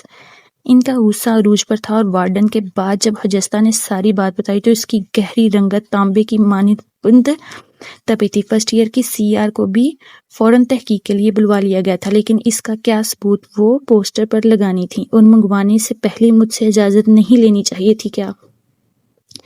پہلے حجستہ کو پھر اپنے دفاع میں بولتی وارڈن کو HOD نے گھر کا تھا۔ پہلے آپ بتائیں، آپ کو الہام ہوا تھا کہ بیگ میں کچھ ہے؟ سر مجھے کال آئی تھی۔ وہ جلدی سے اپنے موبائل میں کال لاگز چیک کرنے لگی تھی۔ CR جیسے ہی ڈبیاں بیگ میں ڈال کر باہر نکلا، اتھر نے اپنا نام لیے بنا وارڈن کو انفارم کر دیا تھا۔ ساری بات واضح ہو چکی تھی۔ HOD کو رہ کر حجستہ پر غصہ آ رہا تھا۔ پوسٹر فرسٹ ایئر کا ہے، آپ کیوں گئیں یہ لینے؟ حجستہ کے بولنے سے پہلے ہی فرسٹ ایئر کی لڑکی ہاتھ مسلتے منمنائی تھی۔ سر CR نے کہا تھا جس نے آرڈر دیا ہے وہی وصول کرنے آئے۔ سنتے ہی CR کو کانوں سے دھواں نکلتا محسوس ہوا اور نگاہ ڈاکٹر اتھر کی جانب بڑھی تھی۔ اتھر کو بھی امید نہیں تھی کہ وہ اس کا نام لے دے گا، مگر اس وقت HOD کا غصہ قیامت کا سما پلا رہا تھا۔ سب کو اپنی پڑی تھی۔ ڈاکٹر اتھر کا مشورہ تھا۔ سب کی مکان کے انداز میں نظر اتر پر اٹھی تھی۔ سبز آنکھوں میں بے یقینی کا پانی امڈ آیا تھا۔ کیا کوئی اتنا بھی گر سکتا ہے؟ دوسرے کو نیچا دکھانے کے لیے اتنی نیچ حرکت؟ آخر کلاس فیلوز تھے۔ ڈاکٹر ہادی کی میٹھی سختی سے بینچ گئی تھی، جس کی رگیں تن گئی تھیں۔ HOD کی نگاہوں کی تندوہی ہی کافی تھی کہ اتھر کی جان نکالنے کے لیے۔ اس نے مکرتے ہوئے CR کو ڈانٹنا شروع کیا تھا۔ جب HOD نے وارڈن سے نمبر لے کر اپنے موبائل میں ڈالنا شروع کیا، پہلے ہی ہندسے پر اتر کا نام اسکرین پر تھا۔ ہندسے پورے ہونے تک اسی کا نام رہ گیا تھا۔ جلدی میں اس سے یہی غلطی ہوئی تھی کہ اپنے ہی نمبر سے کال کر دی۔ HOD نے اس کے ساتھ جو کرنا تھا سو کرنا تھا، البتہ کمرے سے نکلتے ہادی کا ہاتھ بے اختیار اٹھا تھا، اس کے گال پر نشان چھوڑ گیا۔ I am ashamed of you۔ مجھے تمہارا بائی ہونے پر شرم آ رہی ہے۔ جستا کو HOD نے اشارے سے باہر جانے کا کہا تھا۔ سب بچے ایک ایک کر کے باہر نکل گئے تھے۔ پھر جو اتھر کی کلاس HOD نے لی تھی یہ وہی جانتا تھا۔ وہ رات اسے زندگی کی بہت سیاہ رات لگی تھی۔ وہ جانتی تھی اس نے حیثیت سے بڑھ کر خواب دیکھ رکھے ہیں، لیکن خوابوں کی یوں پامالی، اتنا بڑا الزام مجھے چیٹنگ جیسا، اب ڈرگ سپلائی، یہ حیثیت دی خاندانی ڈگری ہولڈرز نے۔ کل ہونے والی تقریب کی ساری خوشی آنسوؤں میں بہتی محسوس ہوئی تھی۔ وہ کمرے سے نکل کر کوریڈور میں آ بیٹھی۔ رات کے سناٹے کو چیرتی جھگڑوں کی آوازوں میں کئی دن پہلے ہونے والی داجی کی ٹیلی فونی گفتگو آج صحیح سنائی دے رہی تھی۔ حجستہ بچے، جب تم آئے گا حیران ہو جائے گا، بڑا کام کیا ہے ہم نے یہاں۔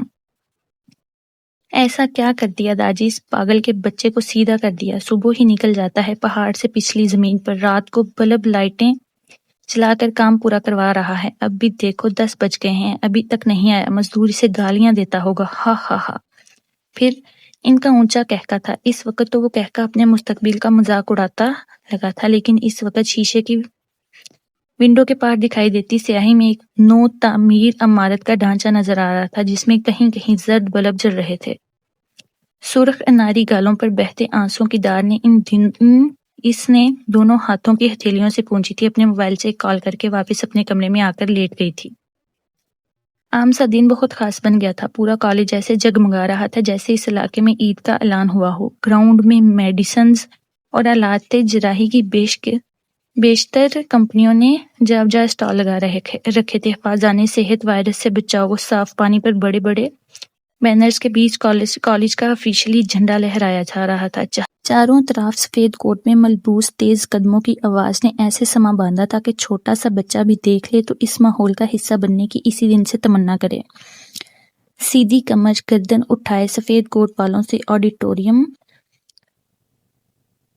برتے ہی پروقار تقریب کا آغاز ہوا تھا۔ چھوٹے چھوٹے مقابلوں کے بیچ جب ڈگریوں کی تقسیم پر اعلان شروع ہوئے، پہلا نام جو مائک میں گونجا تھا، یہ نہ صرف پرنسپل کا سر فخر سے اٹھا بلکہ پورا UHS کا وفد اعزازی تالیوں سے گونج اٹھا تھا۔ اعلان بار بار ہو رہا تھا، doctor Hujasta Jamal Khan, doctor Hujasta Jamal Khan, please come in on the stage please. گونج کے جواب میں کوئی چاپ نہیں ابھری تھی۔ متلاشی نگاہوں کے ساتھ گردنیں بھی ادھر ادھر گھومی تھیں۔ ایک سال میں ڈسٹنکشن لینے والوں کے دل کی دھڑکنیں اتنی تیز تھیں کہ کب ہمارے میڈل کا اعلان ہوگا، کب ہم اسٹیج پر جائیں گے، اور جو 5 سال ڈسٹنکشن لے جس کے یہ مہمان خصوصی خود نام لے کر بیٹھا ہو، وہ تقریب سے غیر حاضر۔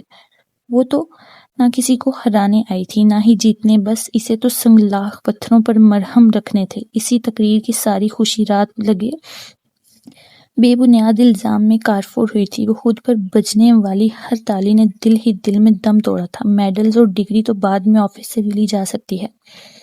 پھر اس تقریب میں خود پر تالیاں بجوا کر کیا مل جاتا، وہ اس میں سرے سے آئی ہی نہیں تھی۔ حاضرین کی بے چینی چہمگوئیاں روکنے کے لیے اسپیکر سے دوسرے نام گونجنے لگے تھے۔ ڈاکٹر ہادی کچھ سوچتے ہوئے خاموشی سے اٹھ کر دروازے کی سمت بڑھا تھا۔ فون پر مسلسل بیل جاری تھی مگر ریسیو نہیں کیا گیا تھا۔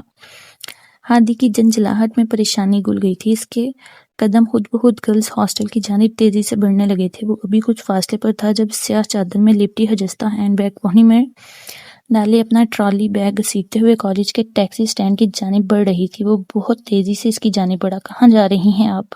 جہاں سے آئی تھی وہاں، وہ بنا رکے بولی تھی۔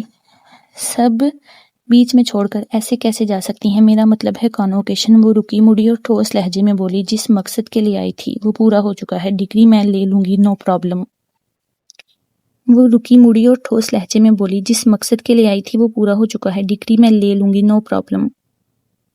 لیکن اس کے لہجے میں کوئی التجا سی ابھری تھی۔ کل جو کچھ ہوا میں اس کی معذرت کرتا ہوں، بہت مین حرکت کی اتھر نے، لیکن ایک کی سزا دوسرے کو کیسے دے سکتی ہیں آپ ڈاکٹر حجستہ؟ اس نے ٹرالی بیگ کا ہینڈل چھوڑ کر بازو سینے پر لپیٹے، پھر اٹل انداز میں بولی، دیکھیں ڈاکٹر ہادی، میں ایک پہاڑی لڑکی ہوں، اور پہاڑی جو زمین کی میخیں ہیں، یہ پہاڑ اپنے سلسلوں میں گھڑے رہیں تو قیمتی رہتے ہیں۔ سلسلوں سے ہٹی پہاڑیاں لوگوں کے لیے ایک تفریحی مقام سے زیادہ کچھ نہیں ہیں، اور تو آپ جانتے ہی ہیں تفریحی مقام پر گند ڈالنا بھی ہمارا ایک کلچر ہے۔ بازو کھول کر اس نے اپنے بیگ کا ہینڈل تھاما تھا، چادر ماتھے کی جانب سرکائی، اور رہی بات ڈاکٹر اطہر کی تو ان کا شکریہ ادا کر دیجیے گا، فیصلہ کرنے میں انہوں نے آسانی کر دی۔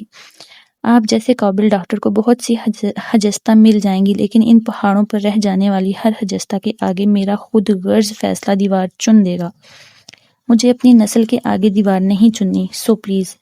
وہ بیگ گھسیٹتی تیز تیز آگے بڑھی۔ پہیوں کی رگڑ ہادی کو اپنے دل پر محسوس ہوئی تھی۔ ٹیکسی اسٹینڈ پر امروز لالا اس کے انتظار میں کھڑے تھے۔ وہ رات کو ہی انہیں آنے کا کہہ چکی تھی۔ ہادی کا جی چاہا وہ آگے بڑھے، لالا سے ان کے گھر کا ایڈریس پوچھے، اپنا بتائے، مگر پاؤں زمین سے چپک گئے تھے۔ وہ خاموشی سے نگاہوں سے دیکھتا رہا اور ٹیکسی گرد اڑاتی نگاہوں سے بہت دور چلی گئی تھی۔ جی تو ریڈرز، یہ خوبصورت سا ناول کیسا لگا؟ اگر تو ناول پسند آیا ہو تو چینل کو سبسکرائب کیجیے گا، ویڈیو کو لائک کیجیے گا اور کمنٹ میں اپنی رائے ضرور دیجیے گا۔ شکریہ۔